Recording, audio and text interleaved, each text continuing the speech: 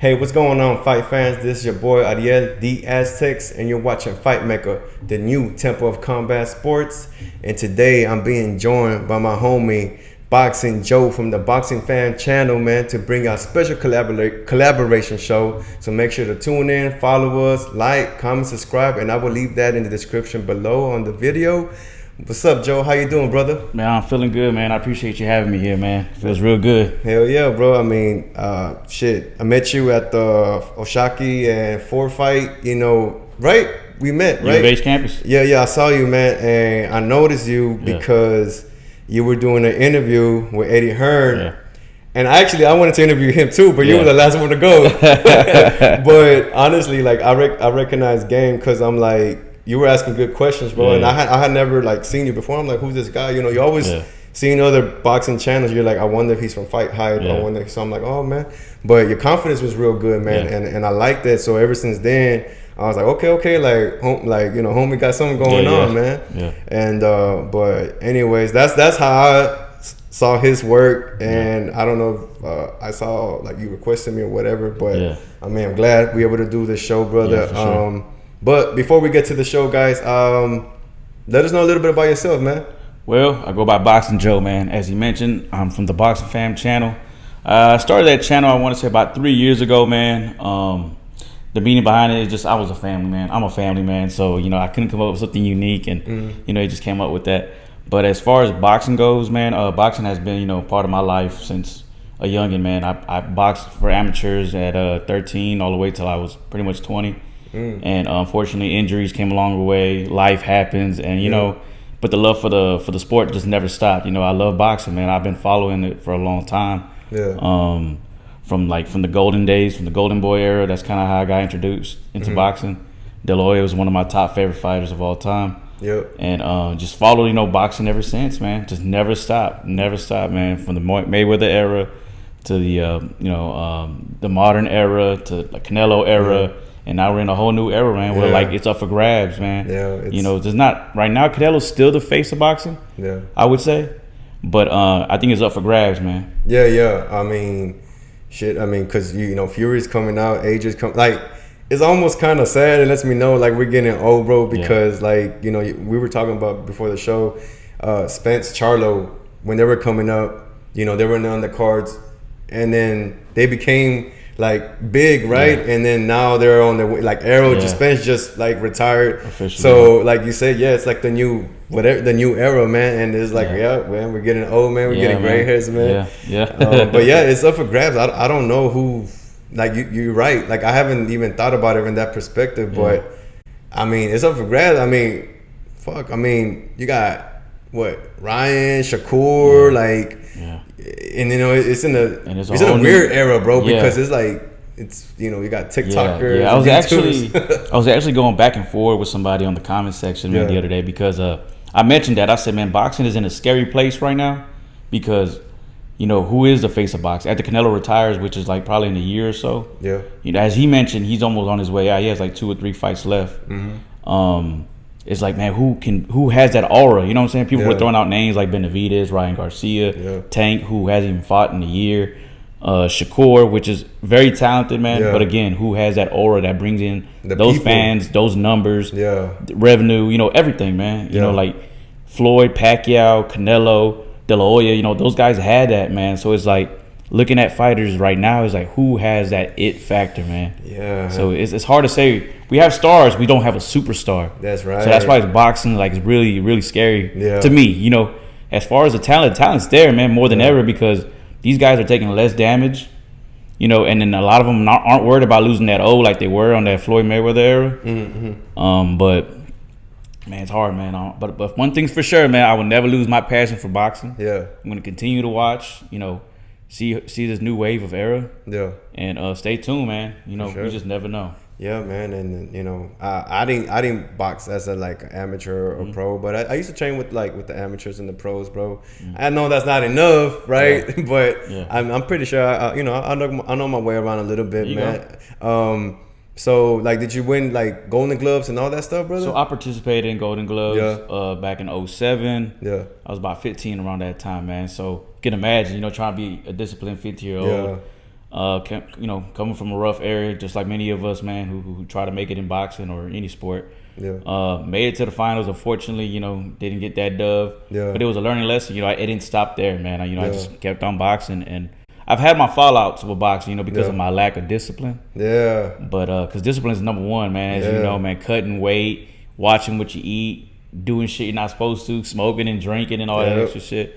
So I was on and off as far as like being an in-ring competitor. Yeah. But again, just being a fan, never stopped. Yeah, man. And you always got that insight, bro. Know you've been through it. It may not be like at the highest level, bro, but at least like, hey, the do's and don'ts. Yeah. I mean, what they're going through. You've cut weight, so like you do have. I never cut weight, but I would train. But at least we have some type of perspective where like we kind of know what we're talking about, right? Yeah, for sure. Yeah, man. Hey, but you're from Houston too, right? Already, okay, hell yeah, H-Town for sure, baby. You know what to do. Yes, sir. But yeah, man. But thank you for sharing that with us, brother, man. Like I said, from the day that I saw you, bro, like I was like, oh man, like homeboy's good, like he knows his stuff. Because I remember you were talking about the Charlos and all that stuff, man. So I was like, okay, cool. Yeah. Eddie Hearn was like, okay, yeah, man. Yeah, that was pretty dope. That was a dope moment for him, man. Yeah, it was, because it was like after the weigh-in. You could say it's the backstage, but we saw like when they were assembling the ring, and it's before like the quiet before the storm. You know what I mean? So that was pretty cool, man. Yeah, man. So make sure to check. I'm gonna do like a collaboration. Hopefully, this video will be on both our channels, man. So make sure guys to check them out. Yeah, the Boxing Fam and Fight Mecca, man. So man, let's get to it, man. We're gonna start off with Claryssa Shields versus Scott, man. What you think about that fight, bro? Man, I think Claryssa. We all expected Claryssa to win. I think it's the way she won. She ain't had a knockout in a long time, but she definitely brought in the crowd in Georgia, man. She had a lot of big names there. A lot of people were talking mess, saying that these guys were paid off. Maybe they were, maybe they weren't. Yeah. But the importance is they would watch them, know. And so Claryssa, man, it sucks because in women's boxing, it's always getting discredited because there's not enough talent, unfortunately. Yep. And especially her going up and down the weights and like fighting people who have like low records or any record. Yeah. So it seems padded, but then again, her accolades speak for herself, man. Two-time gold medalist. If I'm not mistaken, a 5-division champ. Something like that. Yeah, and then undisputed in 3 divisions. So she has an impressive accolades. You know what I'm saying? So it's hard to knock that, man. She does get a lot of shit because of the things she say. Yeah. But she's still undefeated for a reason, man. Yeah, man. And like I said, like people will be quick to discredit the women's boxing, bro. But I always say it's not their fault. Yeah.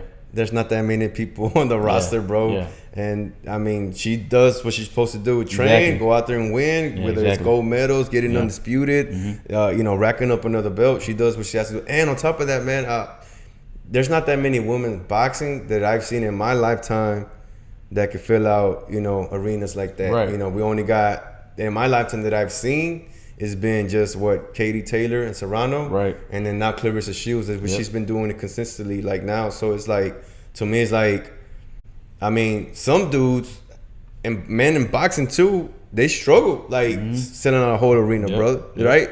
So it's like you gotta respect that side of the hustle, whether you like what she doesn't say or you don't like how she fights, no matter what you got against her, but you gotta respect what she's doing.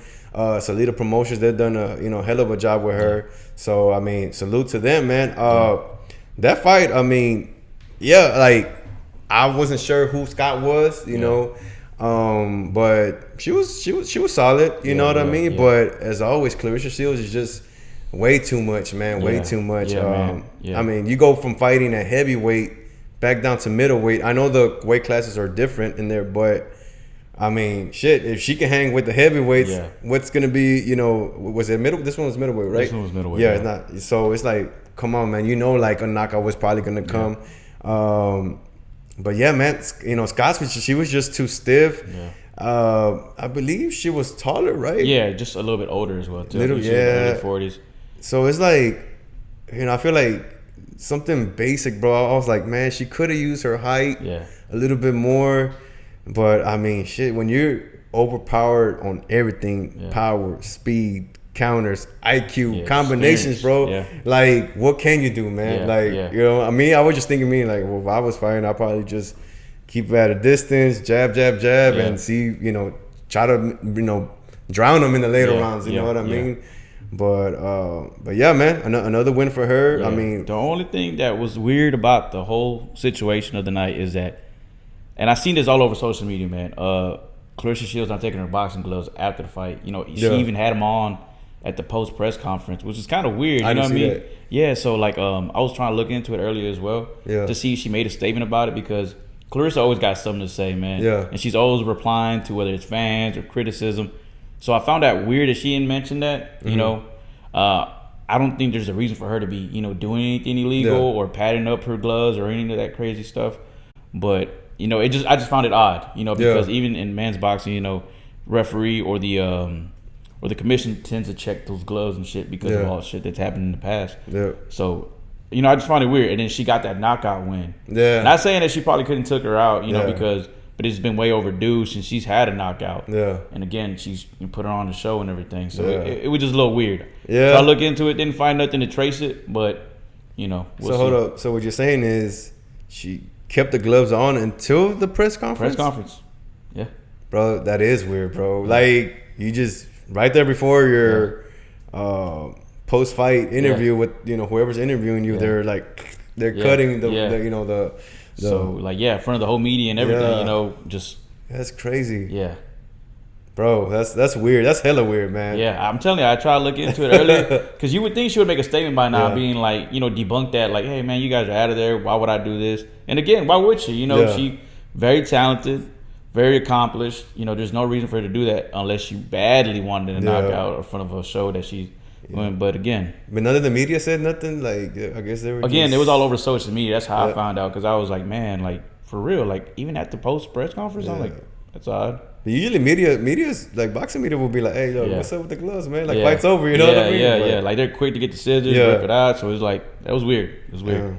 So we'll see, maybe sooner rather than later, somebody from her team had to make a statement. Yeah. 'Cause that's pretty fishy activity, if you ask me. Yeah, for sure. But I'm not going to say nothing, bro, because, I mean, we'll wait until someone debunks it. Again.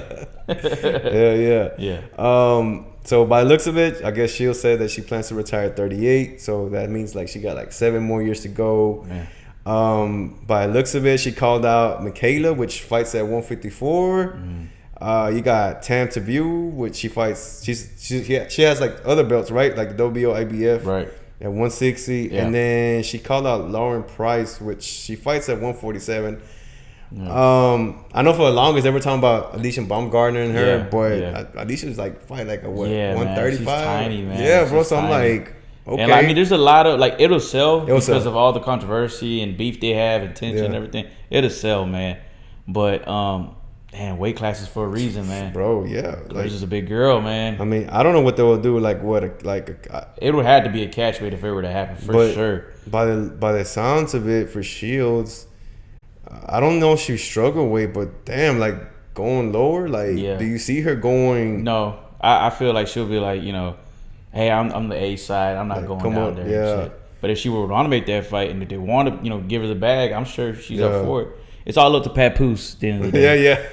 Her manager. Hell yeah, bro. Yeah, every time I see that, I'm like, damn. What, like, I think about wasn't she with Lil Kim, right, or something like? He was with Lil Kim. Remy Ma. Remy Ma. There you go. Yeah, bro. Yeah, that's funny. So actually, if I'm not mistaken, she mentioned at the press conference that that she plans to having a kid or getting pregnant next year. Yeah. So she's probably gonna have a whole year off and some change, man. If she's planning on having a kid, if they're serious, I'm not sure they're joking or not. Yeah. Not sure how serious their relationship is, but she's planning on having a kid, and that's some rust that she's gonna have to knock out. Yeah. And then that's more weight added on. Out. So we'll see where Claryssa Shields stands. I mean, as of right now, like I said, it's hard to knock her accomplishments, man. She's definitely, the GOAT of this era as far as females boxing. It's hard not to say. Yeah.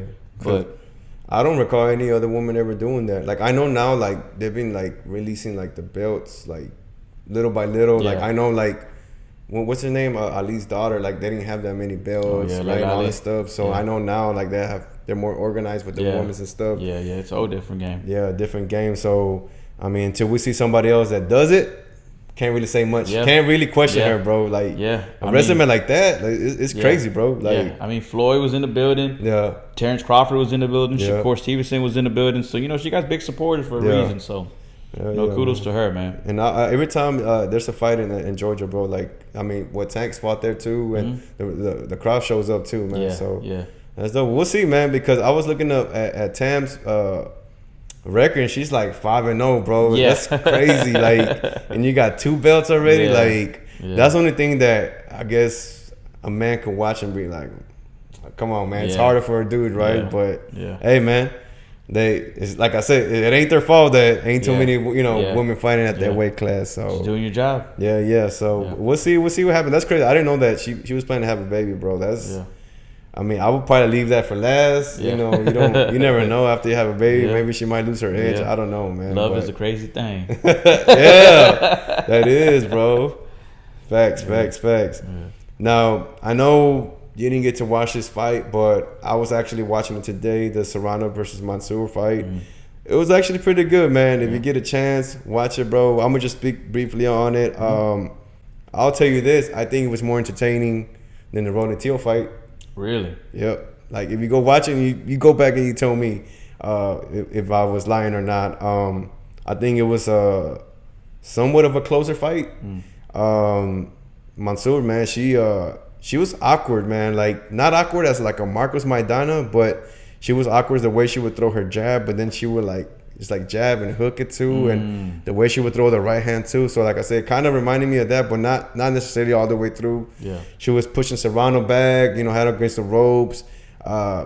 Serrano looked like she was getting hit with some easy shots too, bro. I was just like, damn, like, okay. But Serrano did her thing, man. I think she had some cleaner shots in there between. You could tell which one was higher level, which I think that's why she won that fight. But if Manzur was at a higher level, she might have got the draw, man. Some people saying like that they robbed her, but I mean, I got 116, 112. Some rounds were really hard to score.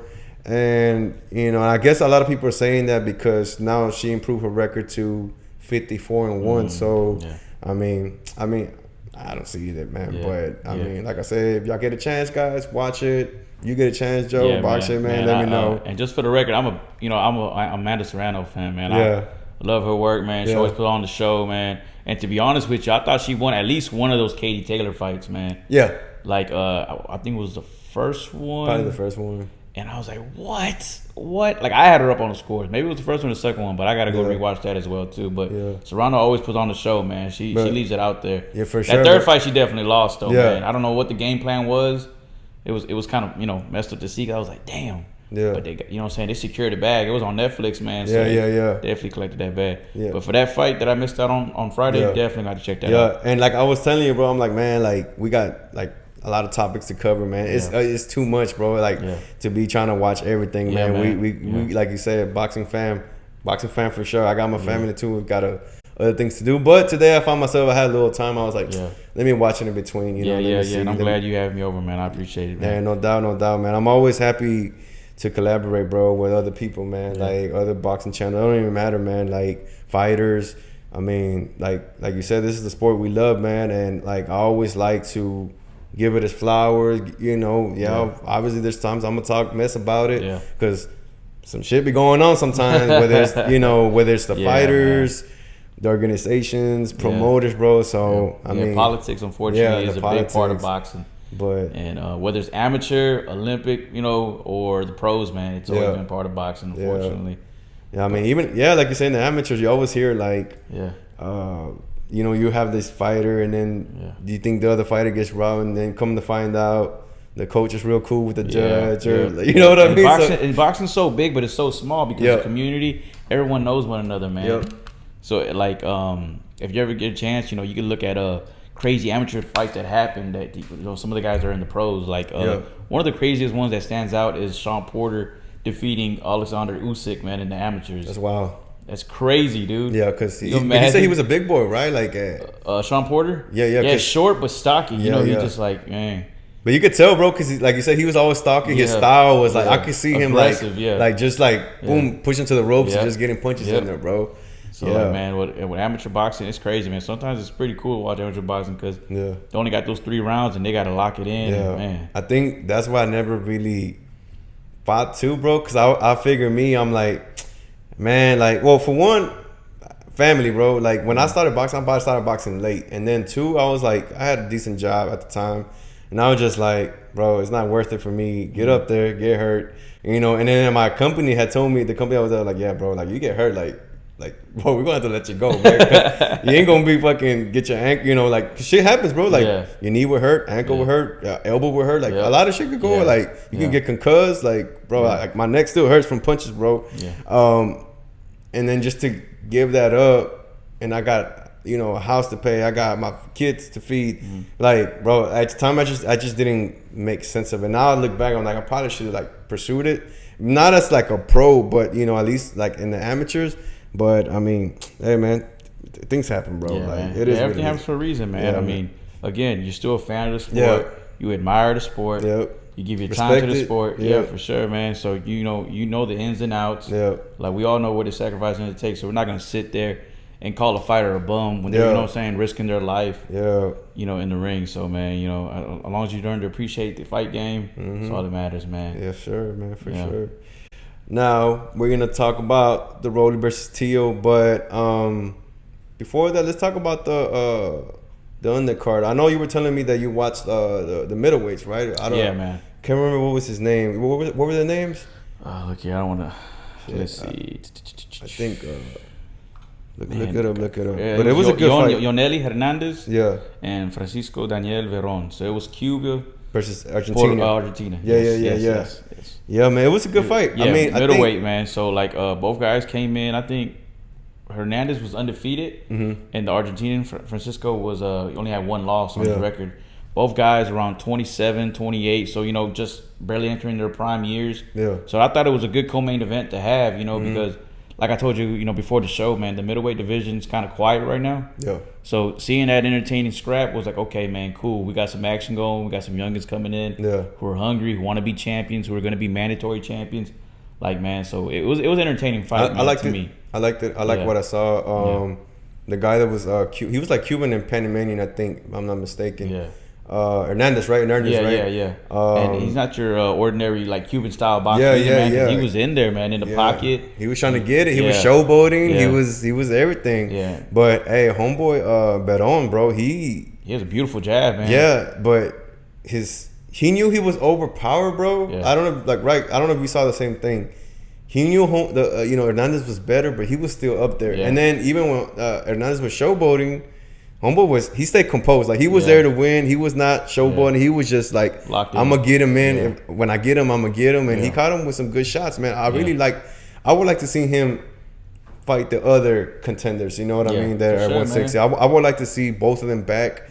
And all I kept thinking about was Hernandez versus El Caballo, bro, which is Carlos Adames, bro. I was thinking like, dude, that would be a crazy scrap because they're both like. I agree. But wait, isn't Adames? Wasn't he planning on moving up, or is he gonna continue to stay at middleweight? He's planning, but I don't know. It hasn't been officially announced. Yeah, it's officially, but all I can think about. So that's definitely would be an entertaining scrap, man. At 160. I was gonna say Janibek, but Janibek's moving on. Yeah. Who else is in the middleweight division, man? Eddieslani Lara, but too old, bro. I like Lara too, bro. Yeah. Shout out to Lara, man. Yeah. He's a trainer here too. Yeah. So I actually trained with him a few times at Memorial, like on some cardio work. Never sparred him or anything, but just. I wouldn't want to spar him, bro. As much as he moves, bro. And then he was training for Canelo around that time, so you can only imagine that's his prime years right there. Bro, I love that fight, man. I love that fight. I feel like they gave him a draw, right? Canelo and Lara? No, Canelo won. Canelo got the dub. Yeah. Probably should have been a draw. I don't know. I have to go back and just rescore it, but that's years of work. Man, seeing Lara, that's what kind of like convinced me to start fighting in southpaw style, bro. Because for one, I hurt my left knee, and then like I think my left shoulder was hurting too at the time, so I started switching southpaw because of that. And seeing that, I would try to emulate Lara, bro, because he just had like this sniper, like boom, and then he would just move, bro. And man, I like Lara for a long time. I mean, he beat he beat Austin Trout. Man, he beat some good names. Man. He beat some. I remember when everybody thought he was out after the Canelo. Oh no, it was before the Canelo fight. Remember Alfredo Angulo? Yeah. Man, I remember everybody was like, man, he's gonna knock that Cuban out. And I was like, man, I don't know, man. Lara's a slick fighter, dude. Yeah. And man, he took one to the chin from Angulo, got right back up, started piecing up Angulo. Yeah. Referee called it out. No, matter of fact, Angulo quit in that fight. Yeah. I got swollen. He waved it off like, man, fuck this. Yeah, so like, man, that's when I was like, oh man, Lara's a bad dude, man. He is, man. And I mean, dude, I think he's like what, 42, 43 now. Man, he's still a champion. Yeah. Like he's like probably the oldest champion right now, man, actively. Yeah, his last fight was in Texas. Yeah, matter of fact, it was on the San Antonio card. Yeah, that's right.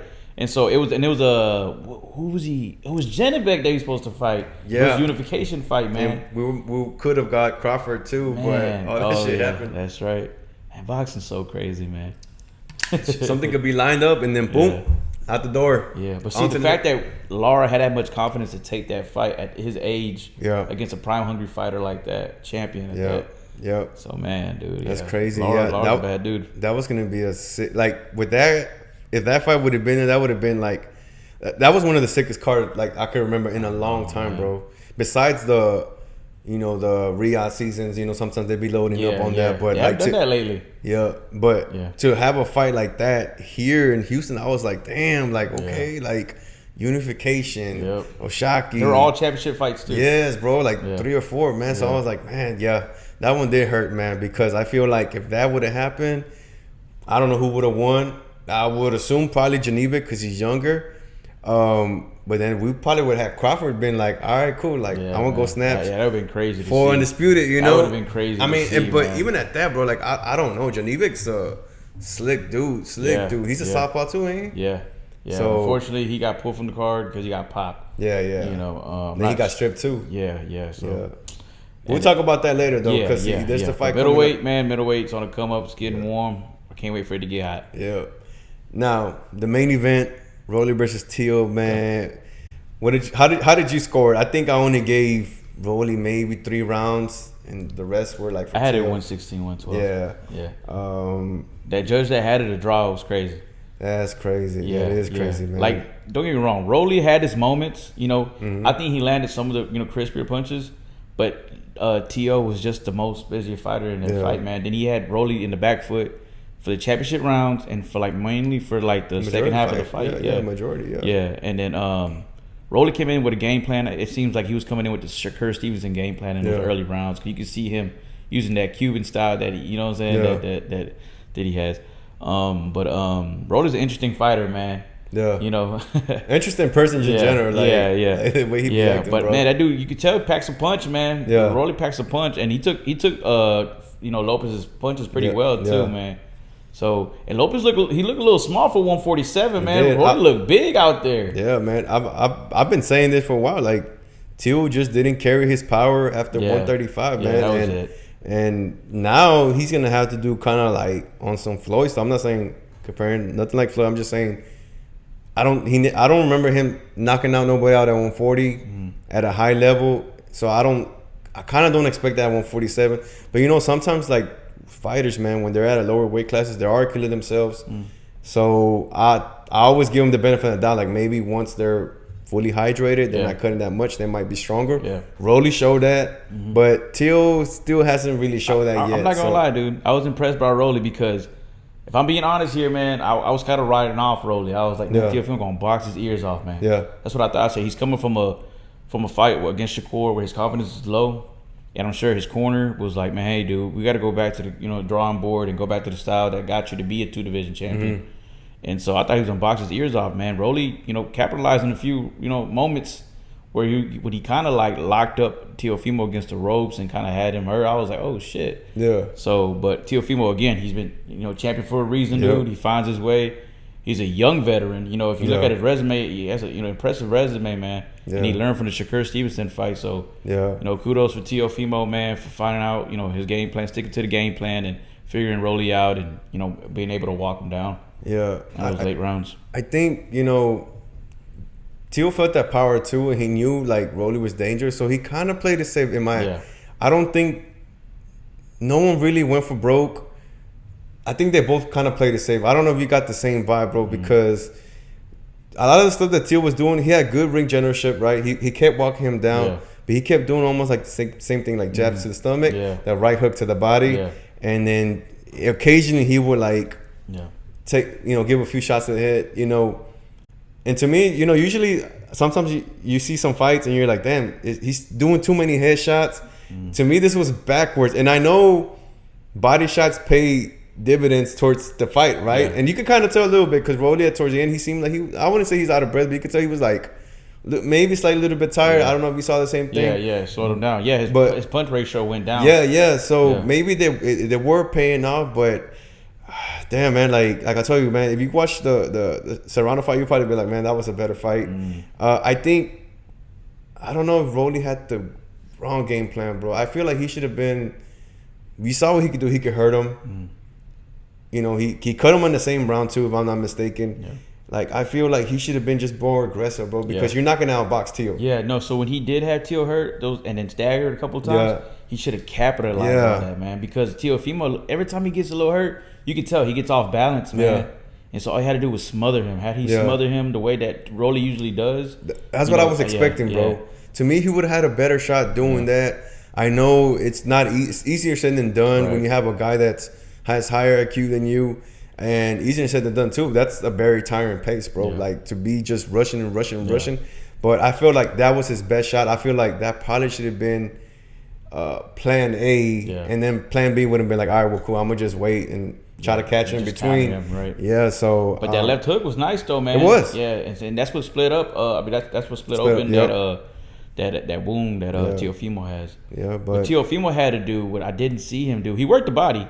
But he didn't really cut off the ring a lot against Rolly. Knowing that Rolly was a bigger guy, when you had him against those corners, I was like, man, Teo need to work the body and then go upstairs. Yeah. But again, like how many fans and critics have been saying for years now, I was like, man, Teo needs something more solid in his corner. His dad has done a great job making him a champion. And my son defeated Lomachenko, bro. You know what I mean? But man, I would think, in my opinion, and I've said this publicly, like I think if he had like a Robert Garcia in his corner, man, Teofimo would be a bad dude. Yeah. And what I'm comparing to is like, man, look what Robert has done with Bam, dude, working those angles. Yeah. And Teofimo has all that. You know what I'm saying? He's very athletic, man. Works his feet, very loose in the ring, man. If he would have learned to work them angles, dude, he'd be a bad dude. Yeah. And then work on strength and condition, especially on strength, so he can try to level up on some power.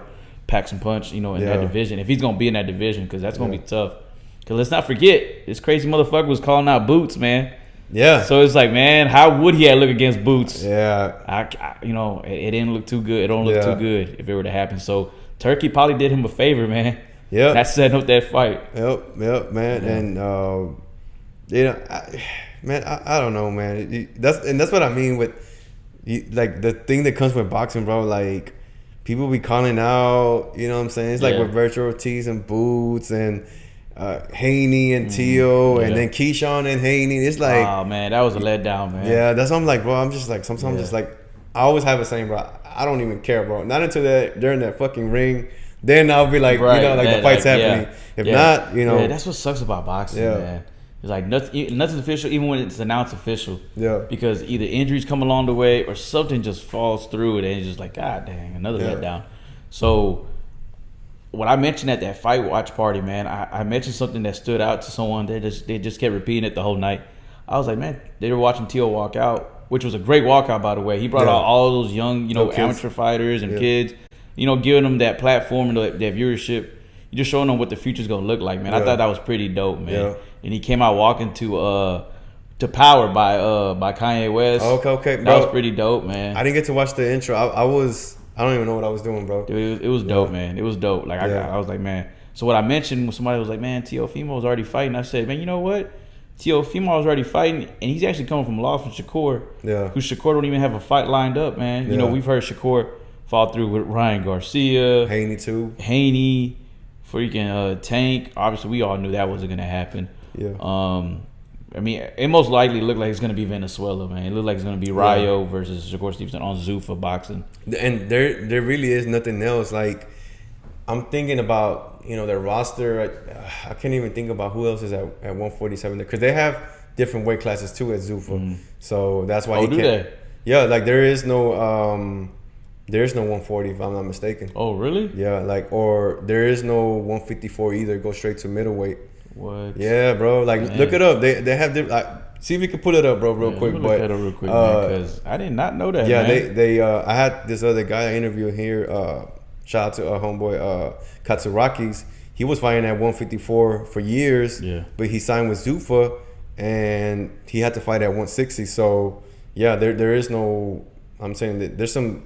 It skips a few weight classes, bro. It kind of went back to like I think the old school days how it was at first, where like 8 or just 9 boxing, weight classes. But okay, let's see. Yeah, you're right. They got bantamweight, featherweight, lightweight, welterweight, middleweight, light heavyweight, cruiserweight, and heavyweight. So yeah, man, that's 2, 3, 4, 5, 6, 7, 8 weight classes. Yep, man. I'm telling you, bro. Enough. So there's no 140, right? No 140. So I had an interview Breon too. He was at 140. He was going up the rankings in the IBF.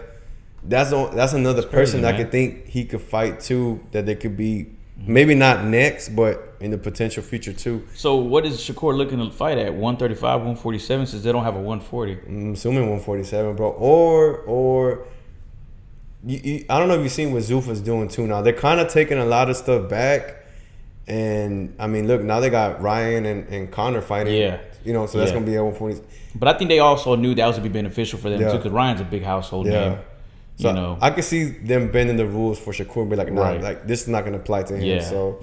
And I think that's why they were sold on Tank. They're like, we're gonna get Tank. See, that's why the Foster fight also didn't fall through. They didn't fall in because of the different platforms and everything. Yeah. It's crazy, dude. But hey, I like what I see in 147, man. I know a lot of people are gonna count out Teo if he ever fights Haney, or Ryan if he fights Haney. I don't even know about that, man, because for a while we had the 4 kings, right? It was Tank. I mean, Tank is out, right? So now it's more like 3 kings. But Ryan, then you had Haney and Teofimo. That was supposed to be the 4 kings. Obviously, Tank is out. Now you got. All of them are champions, and then Leon Paro just became IBF champion 147. I was just checking out his highlights because I know we were going to mention him during this show. I mean, like I said, I respect all the fighters, bro.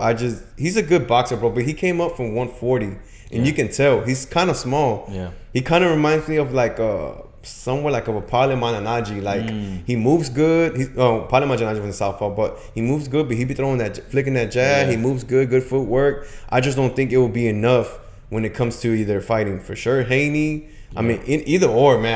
I don't see Paro beating any of those 3. Yeah, no, I don't see that either. So now, like I said, I mean, by looks of it, Ryan has to get through Conor, which we're gonna talk about that. Yeah. Teo seems like he wants the winner of that. Yeah. Haney, I was watching the bill his dad the interview. Yeah.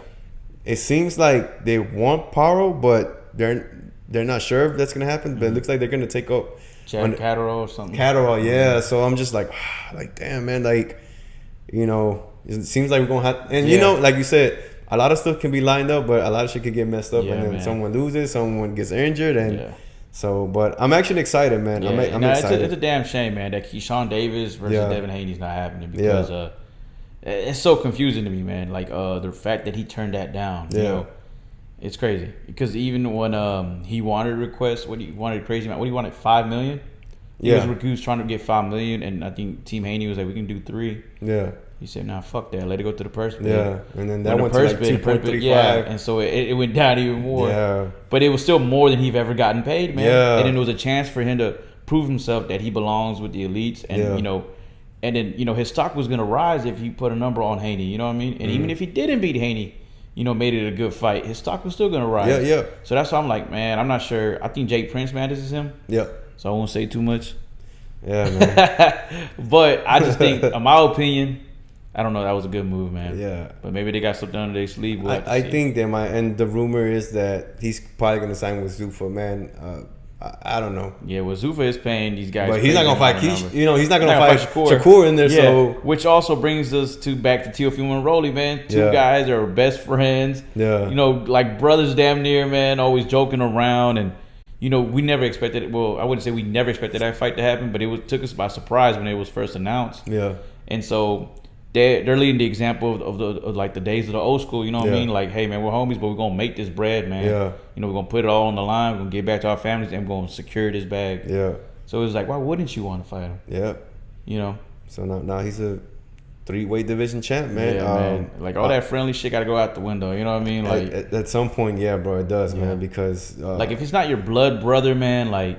Come on now, man. Just think Charlo's fighting each other. Yep. And even those guys are probably willing to fight each other. Would, bro. You know what I mean? Shit. So it's like, man, Shakur, Keyshawn, come on, man. We're giving you guys your props. Yeah. You know, we want to see these fights, man. Yeah. These guys are paying the hell out of you guys.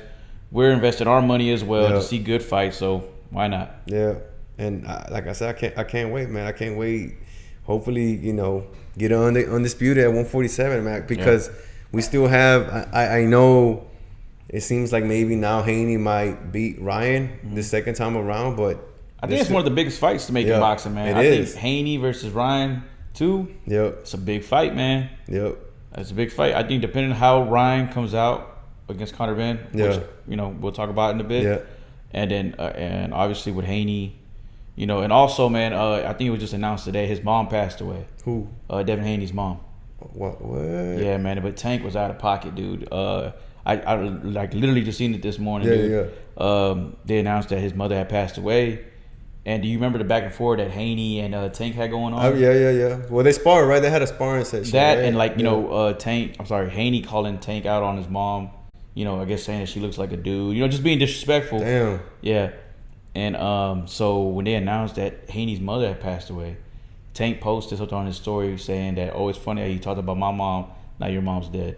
And I'm like, dude, that's out of pocket, bro. That's like, come on, man. This is boxing, man. Yeah. You know what I mean? Like, like we could talk shit about each other, dude, whatever, like, but not about family, bro. That's crazy. Yeah, man. That was out of pocket. Damn. Man. You know, yeah. So, you know, rest in peace to RIP for sure, man. Yeah, man. Our condolences to you and the Haney family, man. So, but Tank definitely out of pocket for that. That's wild, bro. Yeah. I don't know about all that, man. That's like I'll tune in, bro, to stuff like that. But damn, man, that's crazy, man. Yeah, that's cold, man. Yeah. So it's like it's hard, like, and it's crazy to believe how much of a fan base Tank has. And I like Tank, man. Yeah. But you know, his outside issues have become his worst enemy. Yeah. You know what I mean? I'm not sure the money's gotten to him or like trauma has gotten to him. You know, it's hard to say, man. Yeah, and that's a shame too, man. Because look, Tank beat Ryan. Tank beat Rolly, you know what I mean? Man. Like we could have had like a whole so many what ifs, man. What I always wanted to see in their primes, man, was Tank versus Lomachenko, man.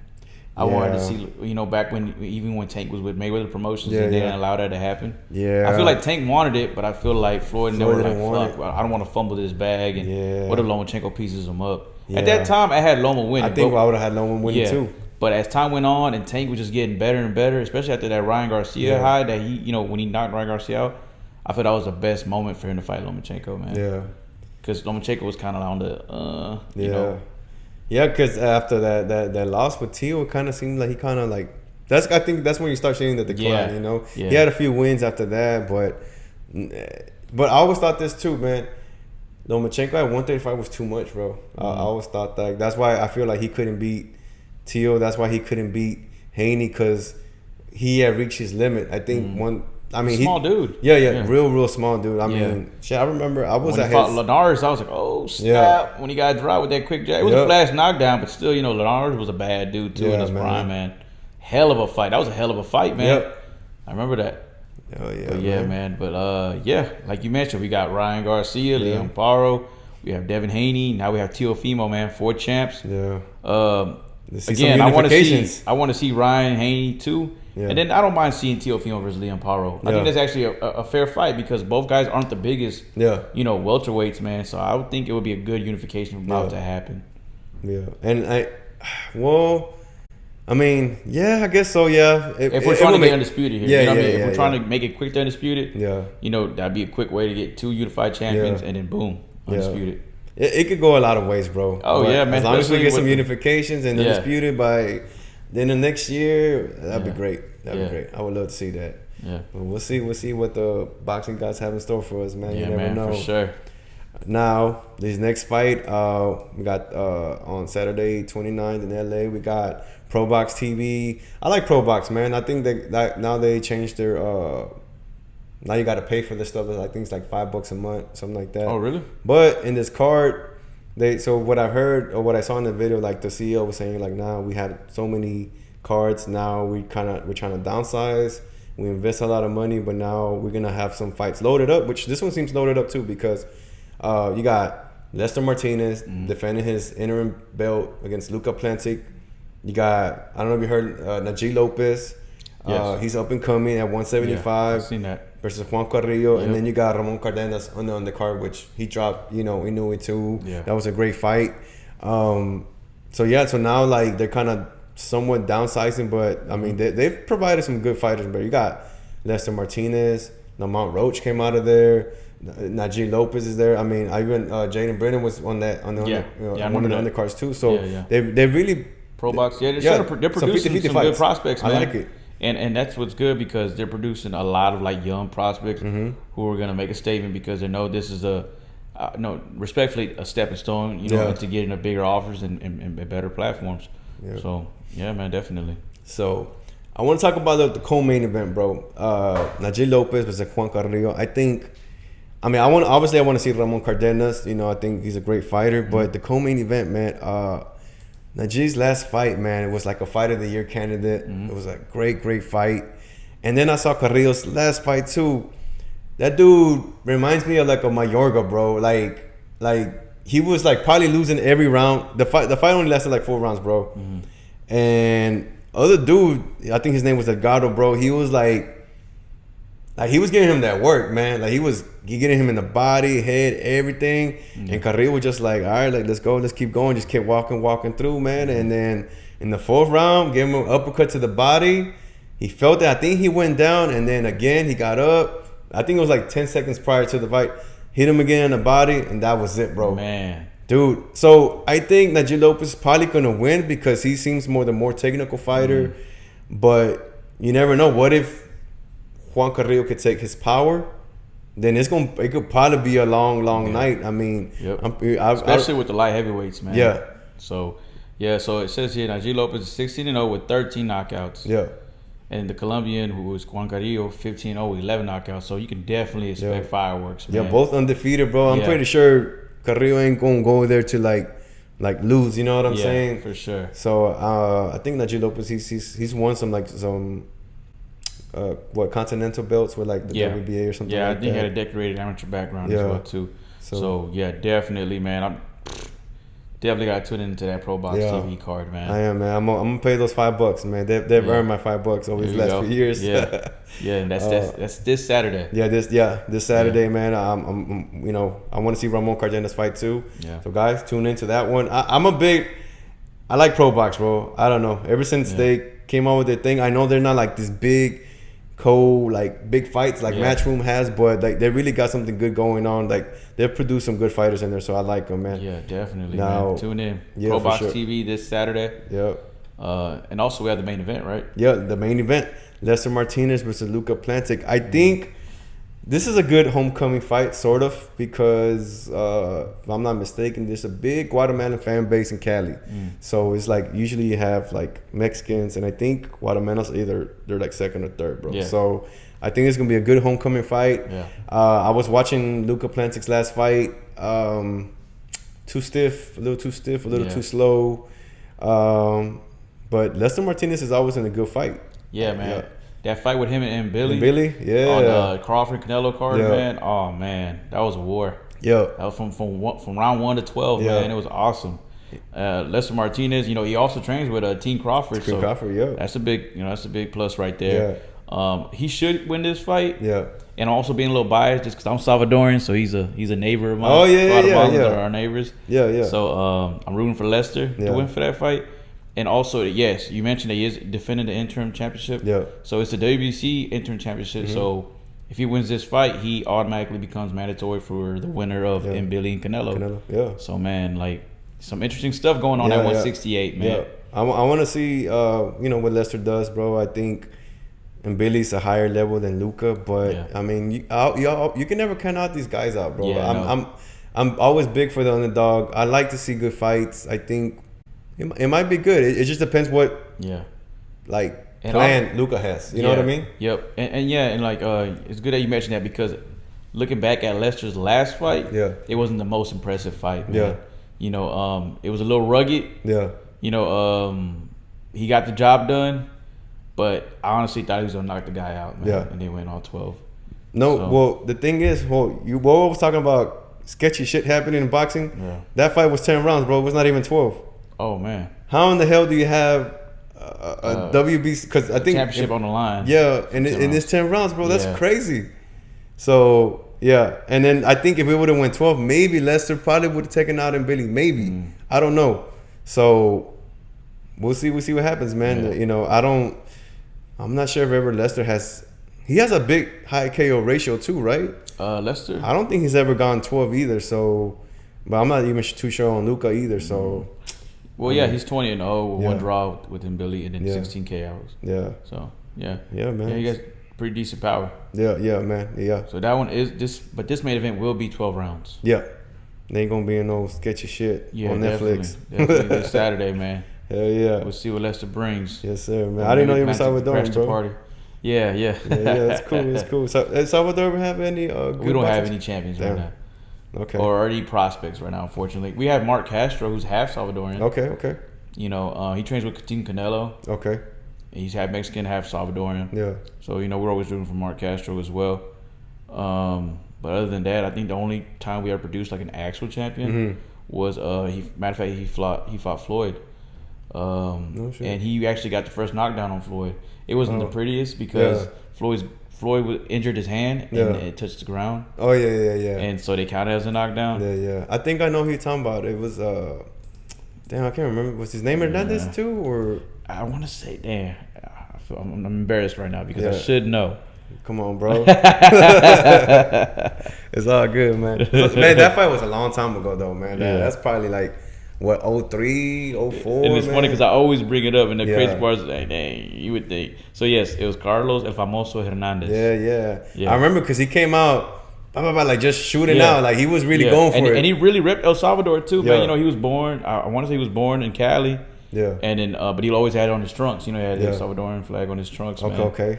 But yeah, he was champion at one point. Not against Floyd. Yeah. But you know, at one point he was champion. Yeah. That was technically a knockdown, so that counts. Bro. Hey, he's the first and only guy to ever knock Floyd down. Come get some. Yeah, come get some. Hell yeah. Hell yeah, brother. Yeah. All right, man. We're gonna move on. Obviously, Itauma, he's fighting this weekend too, this right? Saturday, But that's right. I guess they're fighting in England, in the UK. UK, so it'll be earlier, and then it works out fine. You got a whole day of boxing. Yeah, man. I'm gonna just sit down my ass all day. Man. Hell yeah. So in the undercard we got Sam Noakes versus Denis Berinchyk, man. I mean, they're both coming off losses. Yeah. Sam, he lost to Abdullah. Dennis, he lost to Keyshawn recently. Yeah, but that was over a year ago. I want to say about a year ago. So either he got some good rest or that activity is gonna mess with him. Yep. But like you mentioned, buddy did come from a loss from Abdullah, which he did pretty good in. I think he did real good, bro. So my prediction, I gotta go with Sam, man. I think. Yeah, me too. I think Sam's gonna box him out and eventually probably take him out. Denis Berinchyk, if I'm not mistaken, he beat Navarrete, right? Yes. Right? Yep. That's when Navarrete moved up to 135. Yeah, I remember that. Yeah. I remember because I was like, man, Navarrete going to piece this guy up. Yeah. And then he made it rugged, man. Yeah. The Ukrainian made it rugged and eventually won the belt too. And I was like, oh, snap. And Ukrainians are tough, bro. I mean, they're tough, man. Every time I see one, they're all like the same. They're all bred the same, bro. Yeah. You know what I'm saying? They're all tough. They got beautiful angles, got nice jabs, man. They work their feet, move that head. So Ukraine has come a long way for boxing. Yeah. What's that one guy, bro? He always comes up short, but he be giving hell. Severchenko. Oh yeah, Sergey, bro. Like he's been. He was with the Daniel Jacobs team for the longest, man. That was crazy when that happened. Daniel Jacobs and him were on the same from the same camp, and then they unfortunately it was a mandatory fight. Yeah. So the head trainers had to split, dude. Mm-hmm. So one guy said, "I'm gonna take Jacobs, and then you go take Sergey, and you're gonna have to fight, dude." I didn't even know that, bro. Yeah, dude, it was crazy because I was like, dude, I wonder how's it gonna be right after. Yeah. I mean, Yeah. I mean, sometimes you Man, pick dude, the wrong side. It's unfortunate because I remember when he fought Triple G, he hurt Triple G with the body, man, and the referee got in the way, man, and he could have been the first guy to drop Triple G. Yeah, him. And then I remember when he fought Charlo too. I thought Charlo, like when I thought about it, I'm like, man, he's gonna kill him. Like, and then no, bro, he couldn't take him out. Yeah. And I don't know who else. He's fought other people too, bro. Yeah. They can't take him out. I think there was this one fight he had I think his rotator cuff, like he was fighting with one arm, bro. Was it against Munguia? Because I know him and Munguia win a war too. Yeah, I think so. No, I think he stopped. I can't remember, bro. But he was fighting just with one arm, bro. And he still finished the fight. Yeah. I'm telling you, they're a different breed, bro. But I really like this fight. Like I said, the only fight I remember with Dennis is when he fought Navarrete. But he's a good solid fighter too. Yeah, definitely. So like I said, it can either that 1 year layoff probably helped him, get that rest. Yeah. As long as he was staying in shape, or he gonna have to like knock out the rust for a couple rounds and then get the feel and then make it a competitive bout. But it should be a good fight. Both guys. Yeah. Both only tough one guys. Loss. Their records are similar. They have 18-1 for Sam, 19-1 for Dennis. So man, it should be interesting, man. I think that's a solid co-main event. Yeah, I mean, Sam Noakes, like, I thought, like, at one point Abdullah was going to stop him, and he just kept going. Yeah, man. So this might be, like, maybe a fireworks fight, you know, like, back and forth. Both of them came off losses. They don't want to lose. A loss might set them back. Yeah. Like, they might dig her deeper. So, I think this might be a good fight. I think this fight might be better than the main event, which we're going to talk about right now. Yeah. Moses Itauma versus Filip. How you say it? Hrgovic? Yeah. So this fight, I think. What do you think? What are your thoughts, bro? I'm gonna let you speak. On the co-main or the main event? The main event. Main event, man. I think it's gonna be fire. I think it's gonna be bombs, dude. Yeah. Moses, as you know, he has a good name coming up right now. Eddie Hearn. Yeah. No, is it Eddie Hearn or is it Queensberry? Shit, I don't even know. Good question. Yeah, sometimes it get confusing with the UK fight because they're both over there. So yeah. But I think Moses, man, he's young, hungry, talented, packs a punch. He passed his biggest test with flying colors, knocking out Dylan White. Yeah. Filip, he did he lose by knockout against Dan Dubai? I think the referee called it off, right? I think it was like a cut or something like that. And then since that L, he's bounced back, dude. With a knockout streak. So I think that fight's gonna be bombs, man. Both guys are young. Both guys are hungry. Both guys want to be champions. Yeah. Like I think it's gonna be a good fight. I think so too. But I think Filip's plan, like Moses, I think he's better than him in almost anything. Footwork, I think speed. Yeah. I think the only thing that Filip has is like his. I think he's probably older, right? So he probably has like grown man strength. But I feel like Filip's probably been in tougher fights than Moses, but Moses is that good that his fights don't go that long. Yeah. To me, it's like, hey, drown the kid. Like if you're gonna have a chance, I don't think you're gonna have a chance going all the way to 12. I don't know if it's gonna be a 10 round. Yeah, well, heavyweight that's pretty tough to call. Yeah, that's the interesting thing about heavyweights, though, man. It's like one punch can change the whole game plan, man. Yeah. So that's why, heavyweights are always exciting for me to see. And Filip's solid though. Filip is solid. Yeah, bro. He is, man. That's what I'm saying. He bounced back from that L, and he wanted that revenge. But Dan Dubai, he has a whole different game plan right now. But yeah, definitely gonna have to tune in on that, man. Especially if it's on the daytime. Yeah, and I mean Moses, like he's part of the future of the heavyweight. I can't think about. I mean, I'm pretty sure there's other prospects right now, or contenders and stuff, but I can't think of anybody. Like when I see him like, man, this probably gonna be one that's gonna unify a lot of these belts or be undisputed. I just can you think of somebody else that on the heavyweight division? Yeah, right now. No, man. Our last American hope was my man Richard Sanchez was our last hope. Before that was Jared Anderson. Yeah, and he ain't been the same since Bacoli. Yeah, and we got Frank Sanchez still. So I said, but he Cuban. Huh? He's Cuban. Yeah. But you mentioned the heavyweight division. Yeah. That's the only fight I would like to see. Sanchez. You know who we forgot also to mention that's also fighting pretty soon? Andy Ruiz.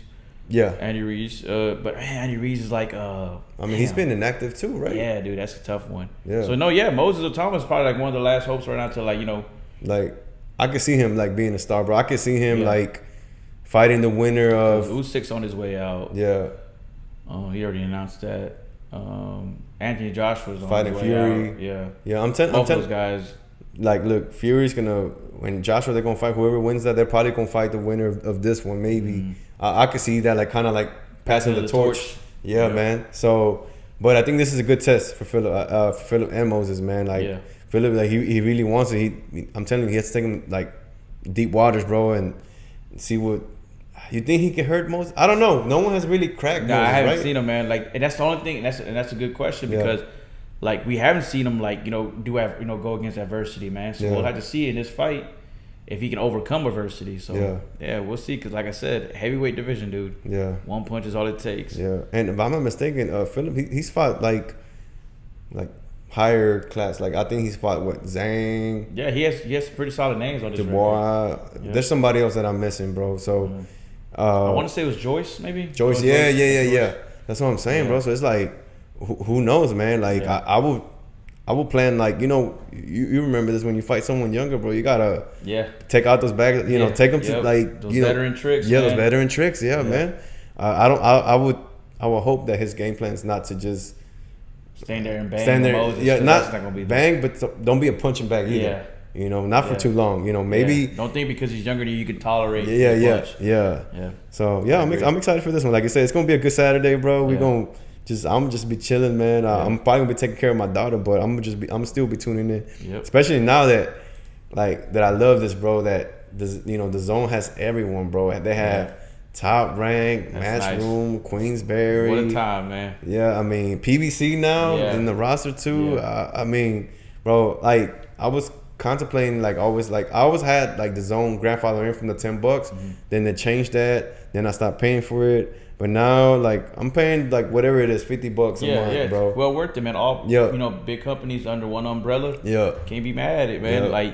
The only thing is now we have Zuffa now. So Zuffa is under Paramount Plus. So that's Paramount's $10. So it's not too bad. Yeah, it's not crazy either because I think the pay-per-views are free, right? Yeah. Paramount. And you can still watch UFC. That's why I keep Paramount too, bro. Because I'm bro, sports fan. Yeah, I like watching everything. So and then the zone got bare knuckle boxing too. I'll be tuning into that too, from time to time. So I'm all for all combat sports, bro. Man, that's why, whenever I changed the name and stuff, and I ended up putting on the logo it had boxing gloves before. Now I just put fists because I'm like, hey, fists could be anything. It could be for sure a street fight. It could be you never know what they got going on. MMA, street fight, That's right, man. So hell yeah, man. All right, man. Let's move on. So now we got.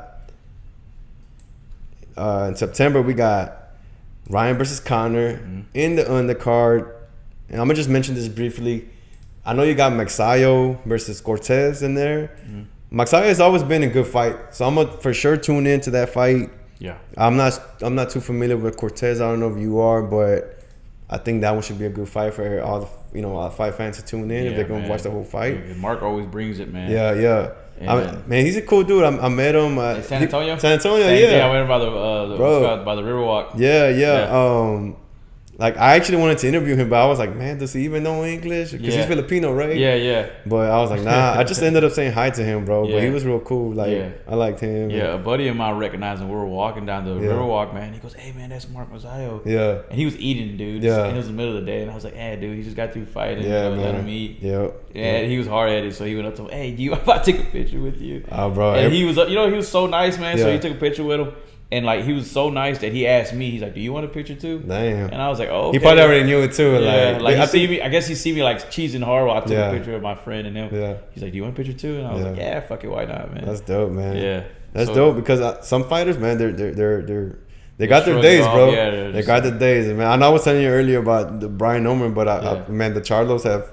They had their days too. Yeah, man. Bro, so you just never know, man, with these fighters, man. Yeah. But in the co-main event, we got Opetaia versus Mikaelyan. This fight, man. I wonder if that Zuffa belt is gonna be on the line. The Zuffa, and if I'm not mistaken, the Zuffa and the IBF, not the IBF, but the Zuffa and the ring belt. Yeah, the ring belt. Yeah. I think they stripped him from the IBF. Yeah, they stripped him from the IBF. Yes. So there's a whole lawsuit going on with that. Yeah, right? Bro. Lawsuit with that. Mikaelyan got a lawsuit too because of the WBC. I heard something. I didn't really read into it, but it was more about Don King, I think he was promoting Mikaelyan, and so I don't know what's going on there. So that's like lawsuits on both ends of these fighters. And but Mike Mikaelyan, he was the WBC cruiserweight champ too. Oh, okay. He was supposed to fight Benavidez. That's right. That's right. Yes. So Mikaelyan had lost a fight versus Badu Jack the first time. Yeah, and then he won. In the Canelo undercard, and then he came back and beat. I didn't see the last fight. Same. But hey, shout out to Badu Jack. Badu Jack a cool dude too. Yeah. But Badu's like 42 years old, bro. Yeah. So I think obviously Opetaia's probably gonna win. Opetaia's 31. Yeah. So, but I'm excited to see this fight because, Mikaelyan still, was a champ. He's a live dog. Yeah. He's definitely a live dog in that fight. So, but again, like you said, Jay Opetaia should be able to handle business. Yeah. But it's just boxing, baby. Anything can happen. Anything can happen. Yeah. So yeah, I got Opetaia too winning. Man, Opetaia has lost that belt too. If I'm not mistaken. Yeah. He lost it twice already. The IBF belt. I think the first one he didn't want to do a mandatory, and then the second time signing to Zuffa, then they stripped him. So yeah, man. But I didn't know this, but he's Samoan, bro. I didn't know this. Yeah. So I watched WWE. Yeah. So I started seeing those necklaces they wear. Yeah. Like Roman Reigns. They have like what, like whale tooth or what is it? I don't know what it is, man. But it's a red one. On. I say, hey man, the only tribal chief I know is Roman Reigns, man. What's going on? Man, I haven't watched wrestling in a long. Like I watch it because my cousin he be always inviting me to watch like Royal Rumble and stuff like that. Man, that would be cool to cover too, bro. Yeah. I mean, I'm pretty sure it's hard to get in WWE credentials, but I mean, shit, that would be cool too. Y'all can't see it, but I got like the John Cena spinning belt there. Yeah. So, man, I'm a big fan of that too, man. Like Kane, Undertaker, Stone Cold, all that stuff. All the throwback fighters. I mean, wrestlers. Hell yeah, man. Yeah, man. So, man, but I'm excited. Like I said, excited to see. Opetaia is fun to watch. Yeah. I was watching some of the highlights of his last fight with Zuffa, and homeboy that he got there, he got a dude that lasted him 12 rounds too. Yeah. So and he seemed like a smaller fighter, and Mikaelyan seems bigger. So we might have a good fight, good test. as long as it lasts, Yeah. So the cruiserweight, and then like the cruiserweight's not really loaded either. Yeah. Because I think the fight that everybody wants, if Benavidez is gonna stay in cruiserweight, is Jai Opetaia versus Dave Benavidez, man. Like that's the fight to make, man. Yeah. And the main event is a split platform with DAZN and Paramount. So I don't see why not Dave Benavidez versus Jai can't happen. Yeah. Even if the Zuffa belt, can you imagine? They put the Zuffa belt on the line. That's Benavidez crazy, beats him and takes the the Zuffa belt. Bro, that's like some WWE. That's like shit. WCW versus WWF. Yes. Hell yeah, bro, that's crazy. Right. And that's crazy too, because if I'm not mistaken, don't Paramount got wrestling in there too? Paramount, it's Netflix and ESPN. Okay. I thought they signed different. They signed with Netflix. Okay. Yeah. So like right now, I think Monday Night Raw is on it comes on today at 7:00. Okay. Yeah. Shit, my bad, y'all. I know this is combat sports, but they kind of go hand in hand, man. But yeah, man, we'll see what happens in that fight. Like, bro, I get excited when I know it's like a champ versus champ. Yeah, and they just announced the full card today for Ryan Garcia versus Conor Benn. So to me, if you ask me, I think it's a solid card. Yeah. Like, if I could, I would definitely attend that fight, man. Yeah. To entertain, what I'm saying, to definitely be entertained by, because I think the opening one is a heavyweight fight actually. Yeah. Two young guys, 2 young prospects. We mentioned Mark versus Andres Cortez, and then Jai Opetaia. Yeah. Cruiserweight, action-packed fight. Yeah. And good test for Jai Opetaia to be facing somebody, as big or bigger fight and a former champion. And then we have the main event, of course. Yeah, it wasn't for politics. This will be a unification. Yeah. It ain't. So, and the main event, man. Who you got? Ryan versus Conor, bro. What's up? Tell me. Ryan Garcia, man. I think he's just going to be too much for Conor Benn. Yeah. I think Conor Benn is kind of relying on being the pressure fighter that he always is. Like he looks good in training camp. He looks like a bad motherfucker. He actually looks like he has that Tyson workout, going in when he's in camp. But taking losses from Janibek Jr. and not having a knockout in a while, man. And then also him getting popped, a couple of years back for his shit. And then also a big factor. But what plays a big factor as well, too, is the weight, man. Yeah. So he hasn't fought at 147 since, like, legit 147? Since 2024, I think, dude. Well, his last fight was against Regis. But it was at 150. Oh snap! So it was a catch weight, man. And then even then they he switched looked it drained up. too. He looked drained too. And so even then they had to switch it up. I think a little bit. Like, hey man, like I'm not gonna make weight. And so Regis, they paid him a little bit more. Like, hey, fought through with the fight, so we're gonna move the weight. Yeah. So, and then those last 2 fights with Eubank was at 160. Yeah. So it's like, man, dude, 147 going against Ryan Garcia. Yeah. A focus. If it's a focus, well trained, fully camped Ryan Garcia. Yeah. I think Conor Ben's in for a big surprise, man. Yeah. I'll go with Ryan. I've always had Ryan too. Yeah. This is his first time defending the belt. Yeah, cause look, man, damn it. Look, I hate to talk shit, but like, remember, like, part of the managers just kept talking shit about Barrios, bro. Like, about like he sucks. Yeah. But I used to be a Barrios fan, bro. Yeah. But man, like San Antonio. yeah, man. But just damn, man, like the fight with Pacquiao, I think his, like, from what I can remember, one of his best performances was against Tank, even though he lost. Yeah. He's kind of was winning all that fight, and then when he fought Jordanis Ugas, right? Ugas. Oh yeah, that was a big win. Yeah, that was a good fight. Yeah. But then these other fights, he just kind of he looked kind of mid. Yeah. And then with Ryan, I was thinking to myself, like, man, Barrios is probably his last big fight in a big stage. Yeah.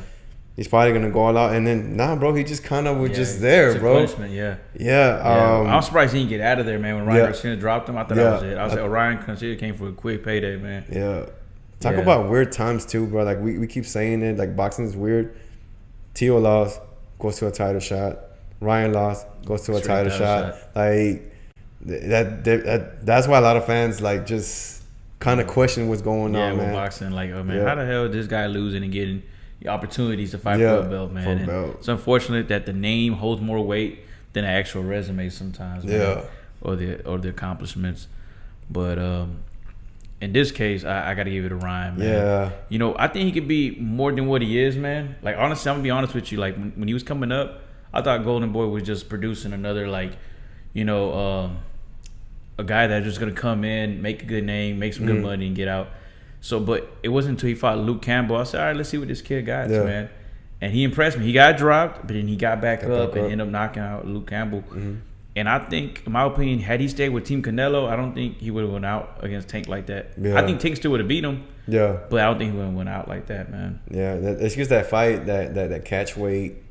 And you know what? I still think Tank would have beat him out of whatever regular weight should have been. I can't remember what they were fighting at, 140 now or 135. I think it was 135, man. So and he drained him to like what, 133? Like no, I think, was it a catch weight or was it a? Because there was no belts on the line. There was no belts on the line, but I remember like he did do a catch weight because I think Ryan wanted to be at 140 because he had fought at 140 previously, dude. And then he like Tank was like nah, 137, bro. Like that's the most highest I'll go, and I still think he would have beat him at 140, bro.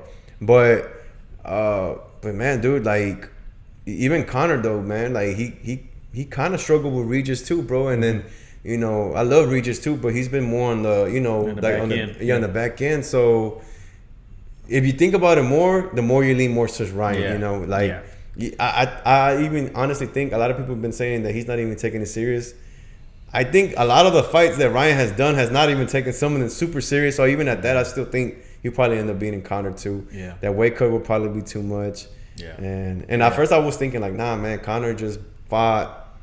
Not Regis before that. It was he fought back to back. Yeah, Eubank. But I was like, dude, that was a drain Eubank too. So it's like, right. I think Ryan's probably the safe bet. Yeah, man. Yeah, definitely. I would put my money on Ryan. Yeah. But I think Conor Ben might have his moments, man. I think he's gonna probably be dragging his feet a little bit in the early rounds just because of that weight. Yeah. And I think once he gets comfortable in there, he'll have some moments. But I think overall, Ryan Garcia should take over. Yeah. And Ryan Garcia's also he has a decorated. Amateur background too. Conor Ben just kind of came off of his dad's name and just started kind of late boxing. Yeah. Not to say that works out for everybody, but in this case, I just think Ryan Garcia would be too much. Yeah, there's too many on his side, bro. Like the odds more stacked up against Conor. But we'll see, man. I like Conor. And this fight is on Netflix, right? Is Netflix? Okay. Oh no. Paramount? Sorry. Paramount and DAZN. DAZN, yeah. Not Netflix. Disregard. Yeah, man. I don't know why I thought about that. So yeah, man. I think because Conor Ben's last fight was on Netflix. Was on Netflix. With Tyson Fury. That was something. Yeah, that's my bad. But we'll see what happens, man. You never know, man.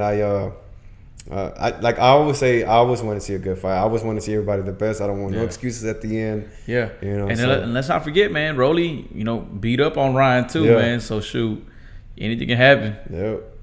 People could say that was a distracted Ryan, or you make excuses for Ryan, but at the end of the day, nah, man. You know what you signed up for. Yep.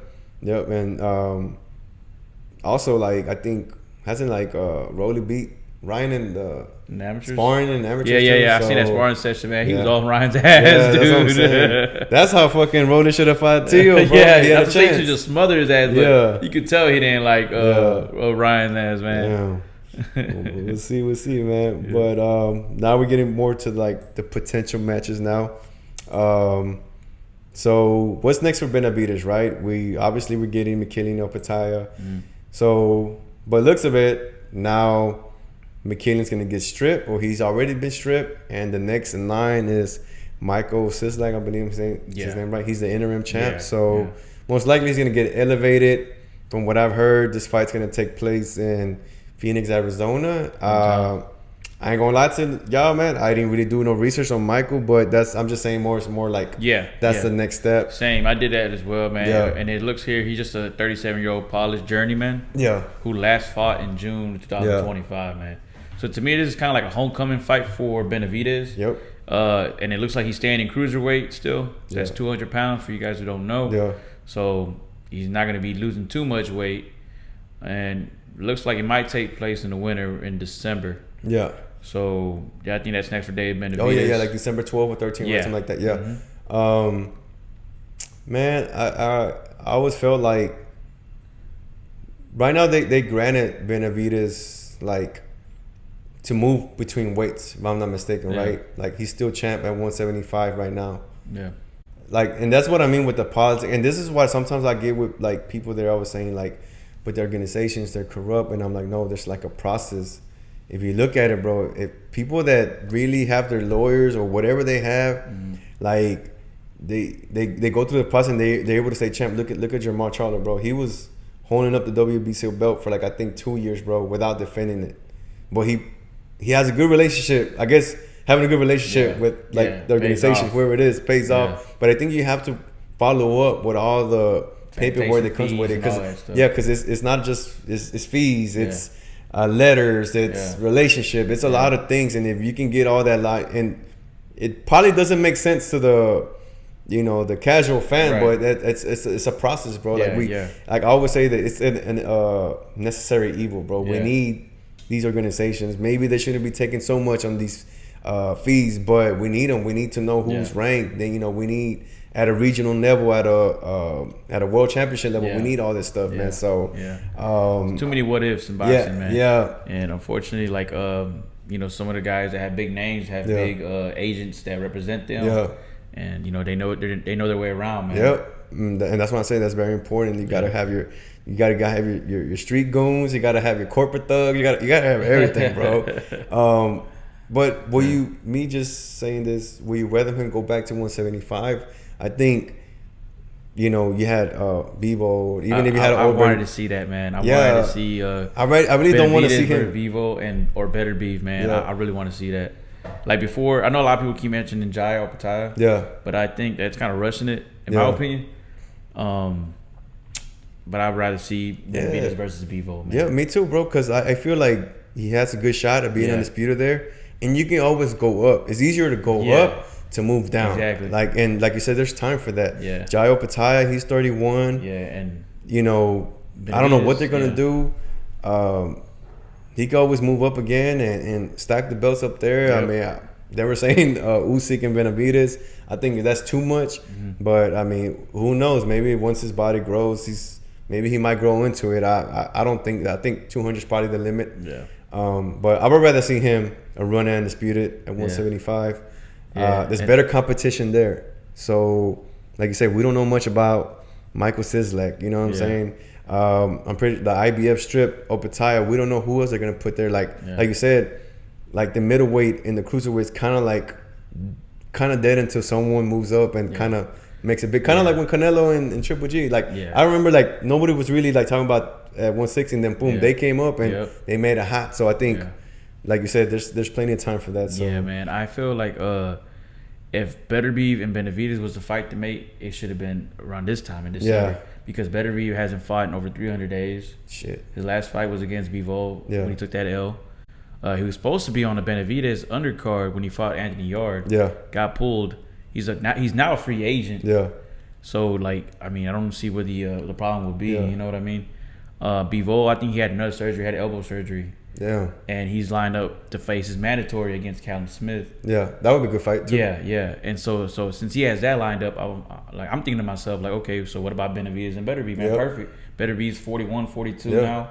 Probably got a couple years left, couple fights left. Probably, yeah. Benavidez on his way up. That can also be a passing of the torch. You know, these guys kind of have similar styles too, man.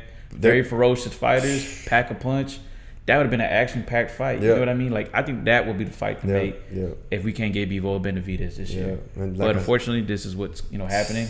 Yeah. Beterbiev, like I said, his name's up in the air. Yeah. Nothing really potentially happening for him. Doesn't look like Bivol's gonna fight. Looks like if I was reading earlier, it won't be until February. They're going to purse bid actually this week. On the 27th, it's gonna be Bivol and Callum Smith on purse bid. It's gonna be a good fight, man. So like the light heavyweight, man, like it can also be full of action pack, but it's just again politics and bullshit. Yeah. I don't think no one's ducking nobody. Just a matter of like teams agreeing to like when it has to take place, man, and that's it. Yeah, we'll see, man. Yeah. And then we got this is for sure. I think made already, but it's still not official yet. We got Navarrete versus Foster. That's right. October 23rd, by the looks of it, might be at the Alamo Dome. Mm-hmm. We might be there too. You know what I'm saying? Yeah, for sure. This fight to me, I would say Foster. I think he's the better fighter, but fuck, Navarrete is just that volume weird. Man, you know, like dude. odd. And it's shots. crazy because you look at Navarrete and you'll be like, man, this dude just came from Eden, man. Yeah. Because he doesn't have the best shape. Yeah. But his condition it speaks more higher than what he looks, man. Yeah. Because he has high volume. Power. He stays busy. He has power. Yeah. Odd shots. Resentment, man. Yeah, man. And then he has a tolerance too, man. Like he could take a punch. Yeah. Navarrete could take a punch. Foster, man, he's impressed me with every fight, man. Every fight he takes, he's impressing me because I'm like, man, this dude can box, man. Yeah. Like, man, I remember talking to Regis in San Antonio actually. Yeah. Right before Foster was getting ready to fight Fulton. I'd asked him for his predictions on on the main event and Foster. And he's like, man, Foster's a good friend of mine, man. He's like, but let me tell you something, man. Outside of being friends, this kid can fight. He was like, man, I went to training camp one time. He was like, man, this dude fought 16 rounds just sparring straight, dude. Yeah. And he was like, man, he just whooping ass in the gym. Yeah. Sure enough, I saw him, like I told you earlier, I saw him close out Fulton, man, just shut him down. And in his last fight with Ford, and then him willing to take on Shakur just shows you that, man, I believe in my skills. Yeah. I think, I can fight guys like Shakur, or I can beat guys like Shakur. Yeah. So, and then Navarrete, he don't say a lot, man. But, his fighting speaks for itself. Yeah. So that's definitely a badass fight, man. Yeah. I hope it gets announced officially for October. And like you said, it's supposed to be in San Antonio at the Alamo Dome. I'm definitely gonna be pulling up in there. Yeah, man. God willing, bro. Yeah. I mean, it's a unification fight too as well, man. I think Foster's a WBC, Navarrete has the WBA and the Navarrete has the IBF and the WBO. Oh, yeah, the WBO, yeah. So it's a unification fight, man. Yeah. 3 belts, and all is missing is one. Who's the other Charly champ? Suarez. Charly Suarez is the champion? Yeah. No. Sorry. I'm thinking about Loma's return. Yeah. We're going to talk about that let me now. start jumping the gun here. Yeah. Man, what's my man's name, man? Starts with an A. I had just looked him up. Damn. But yeah, he's not a big name in the division. Yeah. But he's champ, so. Yeah. Respect. Yeah. Damn, I can't even think. I went blank. I should have wrote this down because at first I knew like a week ago, 2 weeks ago. So I was looking it up. Yeah, let me see. Lightweight, superweight, because this is the featherweight. Where they're fighting at 130, right? 130, yeah. Let's see. WBA. Man, the Navarrete, when he did the unification, was against Nunez, right? And that was a hell of a fight. Yeah. I mean, obviously, I think Navarrete overpowered him, but Nunez was in there to win, and he went out swinging. I remember when I was talking to Eddie Hearn that day when I was asking him about Navarrete and Foster and all that, he was like, man, that's a hell of a fight. Like, he really wanted to make that fight happen. So I don't see what else is going to be in the way. Should be able to happen. And that's good for us fighting fans, man. Yeah, and Texas here, man. Yeah, man. All right, so WBA champ is Anthony Kakase. Oh, yeah. I think I seen him fight. He's pretty good, too. Yeah? I seen one of his fights. He was in someone in the card. Yeah, he's good. But, I mean, come on, man. This is not what I thought. Whoever wins this fight, it's going to be undisputed, bro. Yeah, man. If they can make the weight again. And, no disrespect to Kakase, whatever. Yeah. You know, he's a champion at the end of the day. Yeah, man. And, damn, I didn't know Kakase was 37. So he's 37. Damn. Tall guy. Is he Australian or British? He is from Belfast, Northern Ireland. Okay, yeah. Ireland. Yeah. 25-1, but he doesn't back the biggest punch, man. Yeah. 9 KOs. Yeah, I'm gonna have to check him out just so I can know. Yeah, man. Do a little bit more homework on him. But yeah, man, definitely looking for Navarrete and Foster to be, announced officially. That's gonna be awesome. And this fight, I think, is gonna be like who can implement their fighting style. I think. I don't think it would be smart for Foster to like try to, bang it out with Navarrete. And no, definitely not. And man, I don't know, man. I mean, like you said, Foster just keeps getting better and better. By the looks of it, a lot of people that talk about him, he still has a little bit more that we haven't seen. So I'm excited for this fight too. Hopefully they put a good undercard on this. Yeah. I was hearing that maybe Lomachenko might be in it, but I doubt it because now they're saying that he's gonna fight Charly Suarez in November, right? Yeah. So, but yeah, man, I think that one's a 50-50 fight. Navarrete Foster. May the best man win, bro. Yeah, man. That's hard because I'm Mexican, but I'm not just gonna root for the Mexican because he's Mexican. Yeah. But Foster's from Houston too, and I like Rashad. Yeah, man. He seems like one of those guys that like they kind of try to like keep him to the side, and he's still like nah, man. Trying to like, count him out, even when they rob him with the Consejo fight. Yeah, man, that was fucked up, dude. Yeah. But what's funny though is that in the rematch, it was a lot closer than what the first one was. Yeah. So I mean, and then that fight before that we covered here too, me and you, that was a hell of a fight. Like Great fight. Like we were talking about entertaining. It was entertaining. Yeah, it was entertaining, bro. Like the electricity in that ring, man. That ring. Then right after Shakur getting up there talking shit, and and that was dope, man. I you know what's crazy? I remember seeing you ask Foster, "Hey, man, is Trey gonna walk you out?" Oh yeah. And because Trey had walked out Foster at San Antonio for the Fulton fight, and then at the U of H campus, man, Trey walks him out. Yeah. And all of a sudden, you hear J-Dog's beat drop, man. I lost my shit, dude. Yeah. I was born and raised in the North Side, man. Yeah, me too, bro. So, like J-Dog being from Acres Homes and, getting that platform to play that song, man. That was the best song to play. Shit. Everybody went crazy, It was bro. lit. I was sitting next to Sauce at the fight. Yeah, I remember. Sauce lost his shit, man. He was just like, what the fuck? He ain't tell me he was going to do this. But Shaka was like, I got a surprise for you. Yeah, man. That was dope. And at first I was like, keep those up, man. Yeah. If this fight gets officially announced, you ask him again, like, hey, man, it's going to be Trey, J-Dog. Who else, man? What you got in store? Zero? I mean, who? Yeah, hey, man. Matter of fact, Zero calling out Trey today. Yeah, I saw that. I did see that, bro. So, man, be like, hey, man, you going to have Zero and Trey squash the beef and walk you out, man? Yeah, man, they do that. That was actually kind of sad to see, bro, because we grew up seeing Gorilla Mob, ABN, Assholes by Name, all that stuff, bro, and then like boom, all that shit happened. Yeah, man, that was pretty fucked up. Me and my friend, we got a different perspective about that. Yeah, because he's a Trey fan and I'm a Zero fan. Yeah, and he's just like, well, I'm actually a fan of both. Yeah, but he leans more over Trey over Zero. He's like, man, fuck that, man, he deserved that. And I'm like, man, you could have let them have their one-on-one. Yeah. You know what I mean? But he was just like, no, but he didn't take the drink case. He let Trey's little brother take the drink case. It's like a whole. You know what I'm saying? Cousins, allegedly. Right? Yeah, they're cousins and Yeah, so it sucks. It sucks to see, like guys that you're watching. Yeah.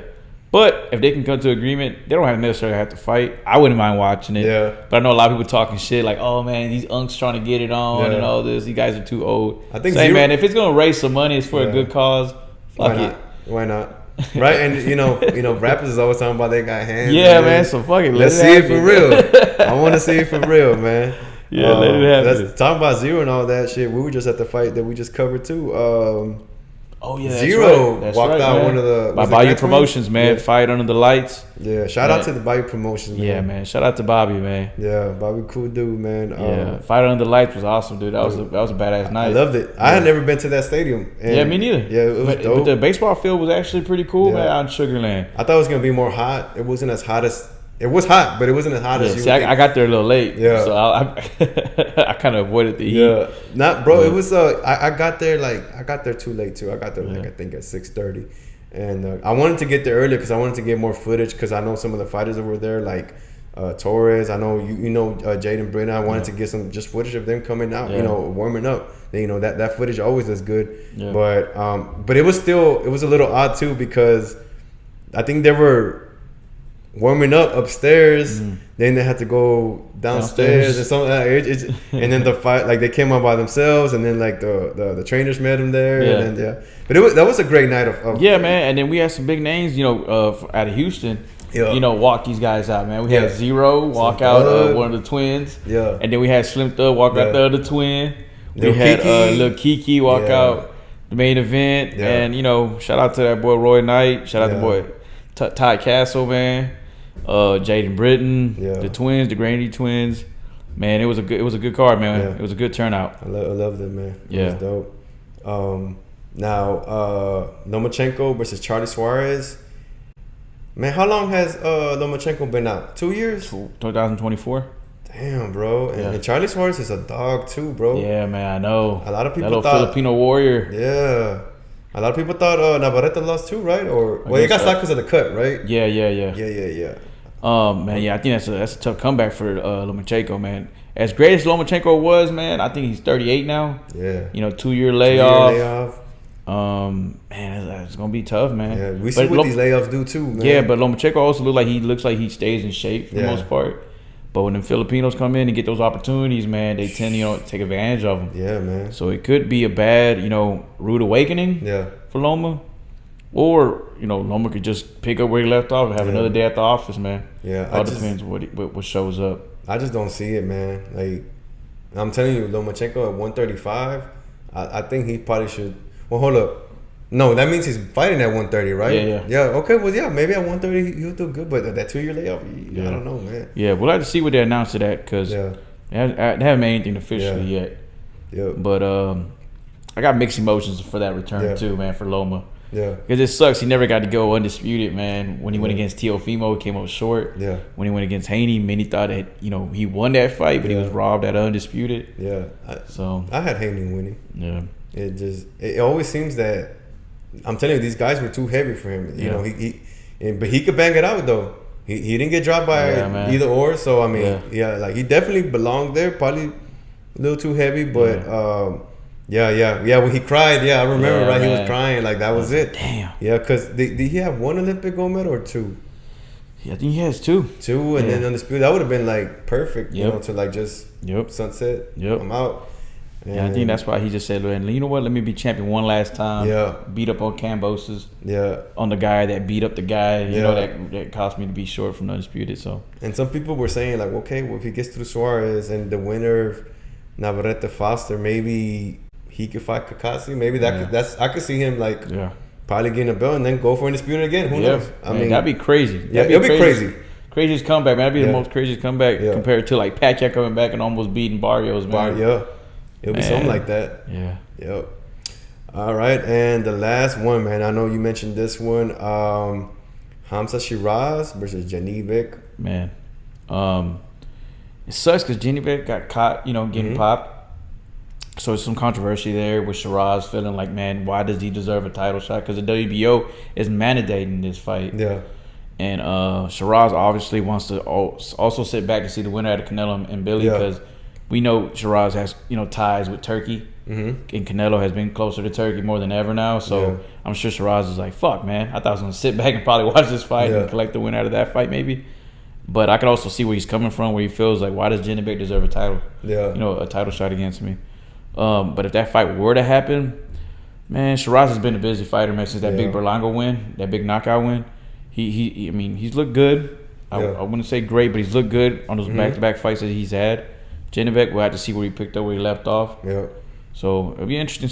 To me, it'll be an interesting fight to see. Yep, because one's like a hard hitter. Yeah. Janibek hits hard too. Yeah. But he's moving up to 168. But Janibek is like a real tall, lengthy guy too that probably was killing himself to make 160. Yeah. Just like Sheeraz. So we might have to. Well, we know for sure Sheeraz is strong at 168, but we might have a stronger Janibek. Janibek is slick too. Janibek is a southpaw. He's fast too. He has power. I mean, from the inside, I was thinking about it earlier, man. I was like, man, it almost seems too like they're setting up Janibek too, like to get kind of beat if he doesn't carry like, you know, from 160 to 168, he doesn't carry all that power. Yeah. But if he does do good and he does carry, it might be a great fight at 168. You know, because like I said, I'm pretty sure, if I'm not mistaken, Janibek moves better. He has better footwork than Sheeraz. Yeah. Sheeraz is power, but he can catch you in between. And he has good reach too, man. Yeah, good reach too. Use it. Yeah, Sheeraz might be taller and have more reach. Yeah.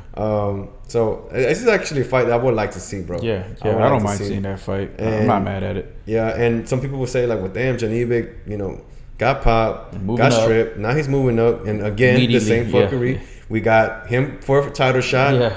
But I think this fight is good. Like, there's sometimes, you know, like you hear Mauricio and you're like, man, this dude's full of shit. Yeah.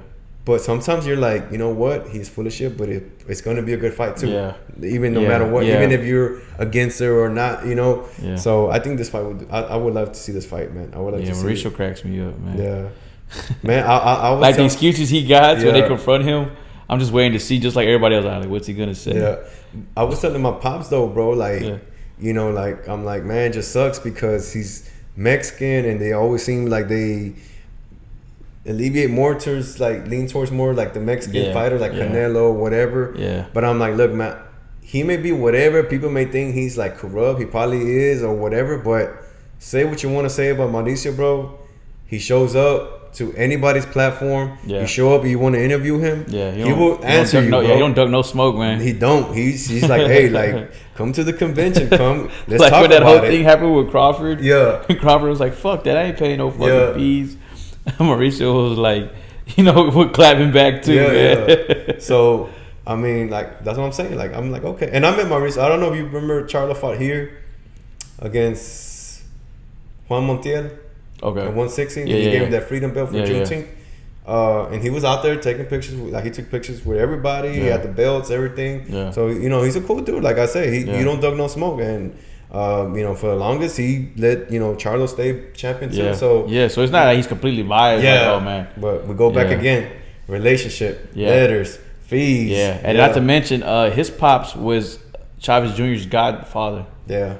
So it's like, man, there's a lot of ties behind scenes. So there is favoritism to a certain extent. Yeah. But it's like the WBO, like when Top Rank had it going on, man. Yeah. There's a reason why a lot of Top Rank fighters had that WBO belt. Yeah, everybody, bro.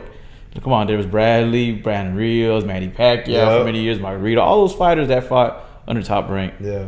And, you know, like, again, politics, man. Politics, bro. Yeah. Boxing, like, it's just that sport that it's a lot of independent contractors, bro. Yeah. Like, everybody has, you know, a promoter, a network, and, man, like, shit. And you have a good, relationship with the organization. They're going to want to, like, they want those fees, so they're gonna want to they're gonna fight for the belt. Let's go for it. Yeah. So there's a reason why Canelo was able to be undisputed for that long, man. Yeah, man. He had that money, and he was bringing in that revenue, and he had that money to pay out those fees like nothing. Yep.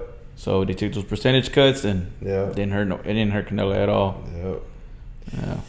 And so then that's actually a bonus right there. We have Canelo versus Mbili, man. Yeah, because we have. If it gets officially announced, we have Foster versus Navarrete October 24th. Mm-hmm. That's the rumor date. So right after that, we would have Canelo versus Mbili, man. How do you feel about that fight? I think that fight's, even though Canelo's already made, it's either gonna make him or break him, bro. Like, I think Mbili, he may be too much, but Mbili's not like this defensively responsible. You know what I'm saying? Yeah. He's pretty straightforward. That's why the Lester Mbili fight was great, because they both just. He's a big, muscular dude, and he's in there. He could take a shot, and he'll give you his. He's willing to do that. Yeah. And I feel like Canelo could probably pick that apart. Yeah. But I don't know. It seems almost like it's a perfect balance, because either he's going to overwhelm Canelo, and Canelo won't be able to do it, because Canelo's not like this. He's always been this, like, I would say, like a 6-round fighter, and then after that fades away, faded, and he's smart, and that's it. He's experience it carries him to the 12th. Yeah, man. So I would say if I had to pick somebody, because that's something I forgot to mention. Like, yeah, like this is gonna be my pick. Damn it.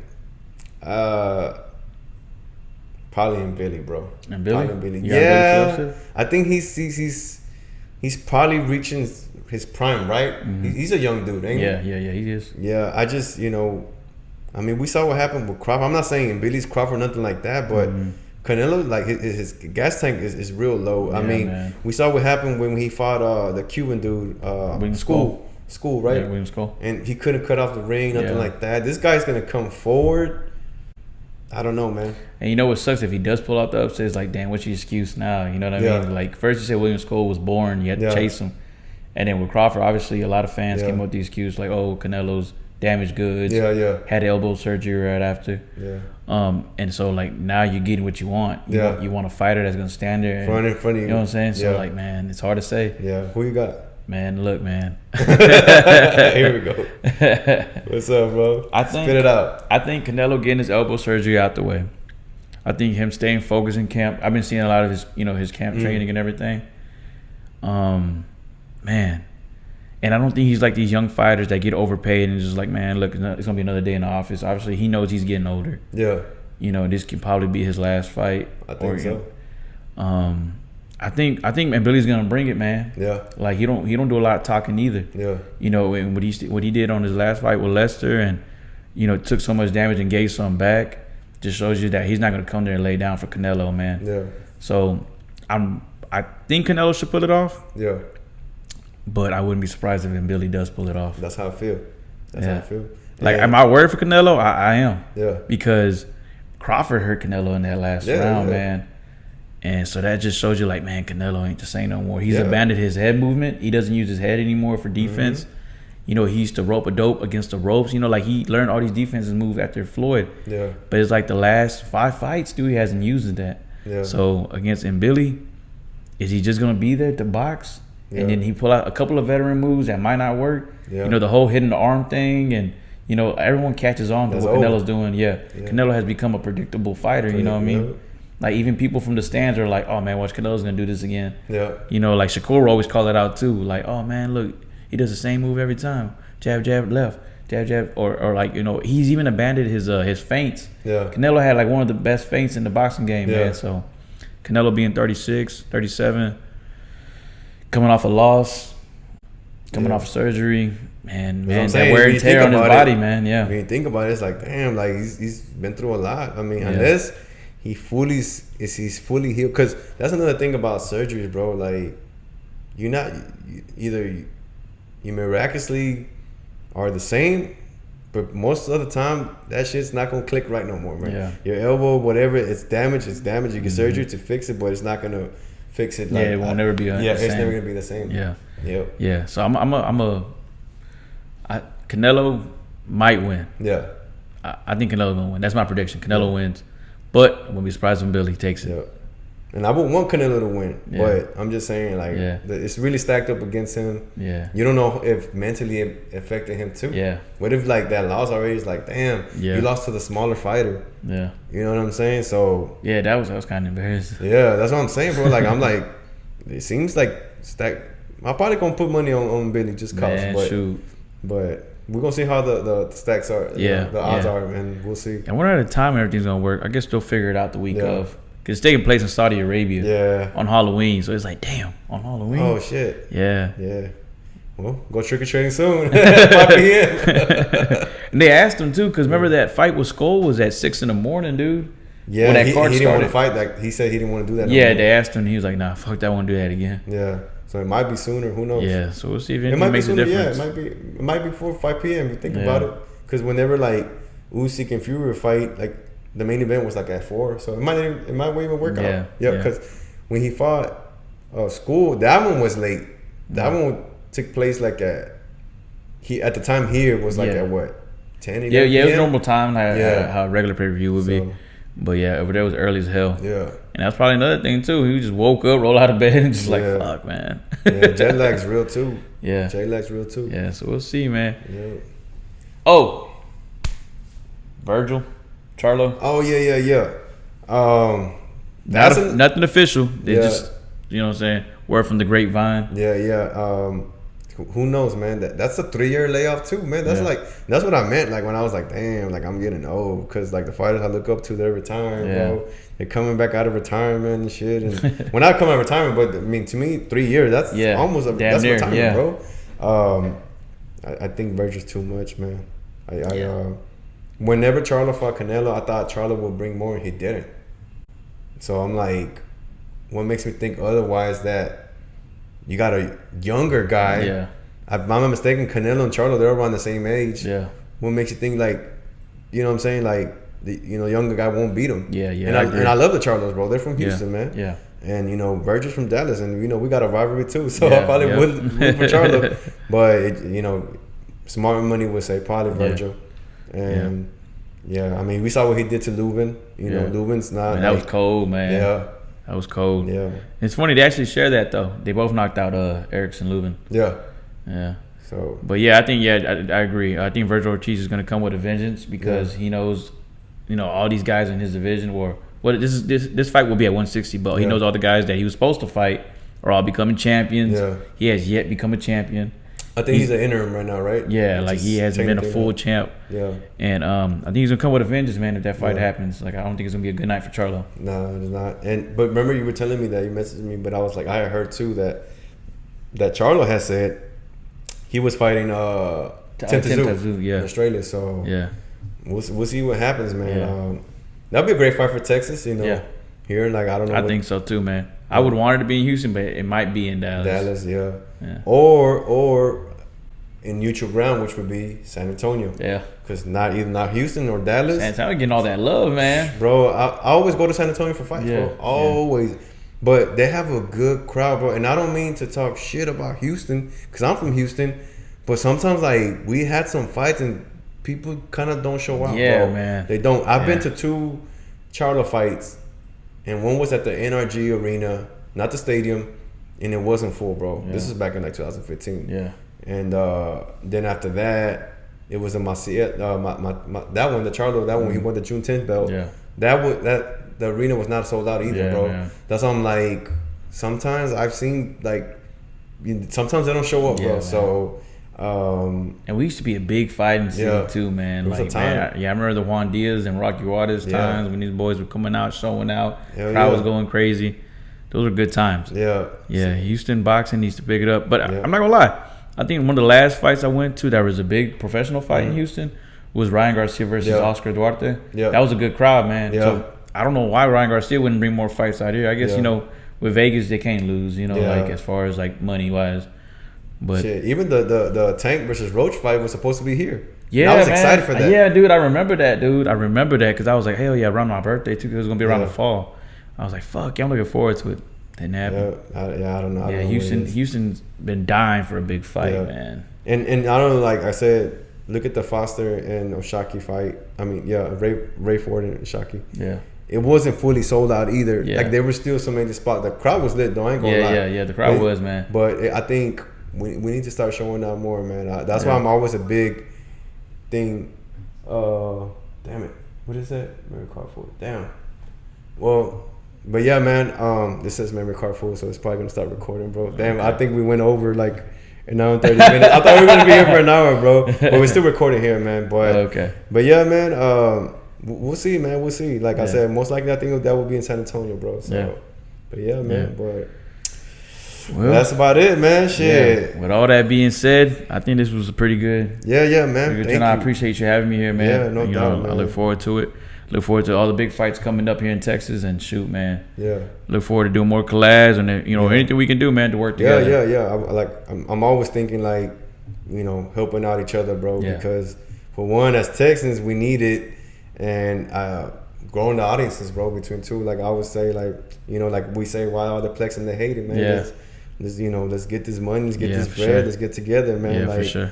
Man, I'm always saluting to anybody. Like I said that day, I saw you doing your thing. I wanted to interview Heron too, but I saw you doing your thing, your last interview, and it was a good interview. So I was like, hey, shit, like, I'm gonna give you props to you too, man. So I appreciate that, man. Yeah, no doubt, man. So Well, yeah, man, that's about it, man. Shit. Hopefully we could do something before the Navarrete fight. Foster, maybe we could, Heck yeah, bro. Something like that. Yeah, or even go to a watch party in the city or something, man. Yeah. We'll check something out, something man. like that, and go live and just, you know what I'm saying, like run it up. Hell yeah. Yeah.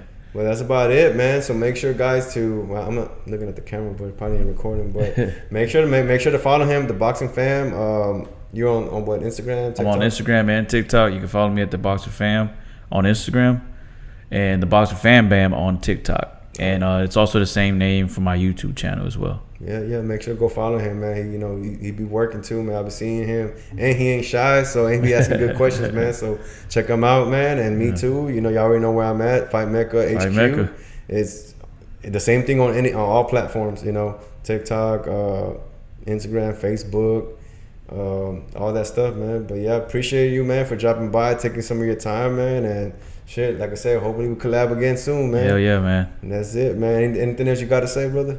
Hey, man, y'all make sure to keep supporting boxing, support your local fighters, support the amateurs.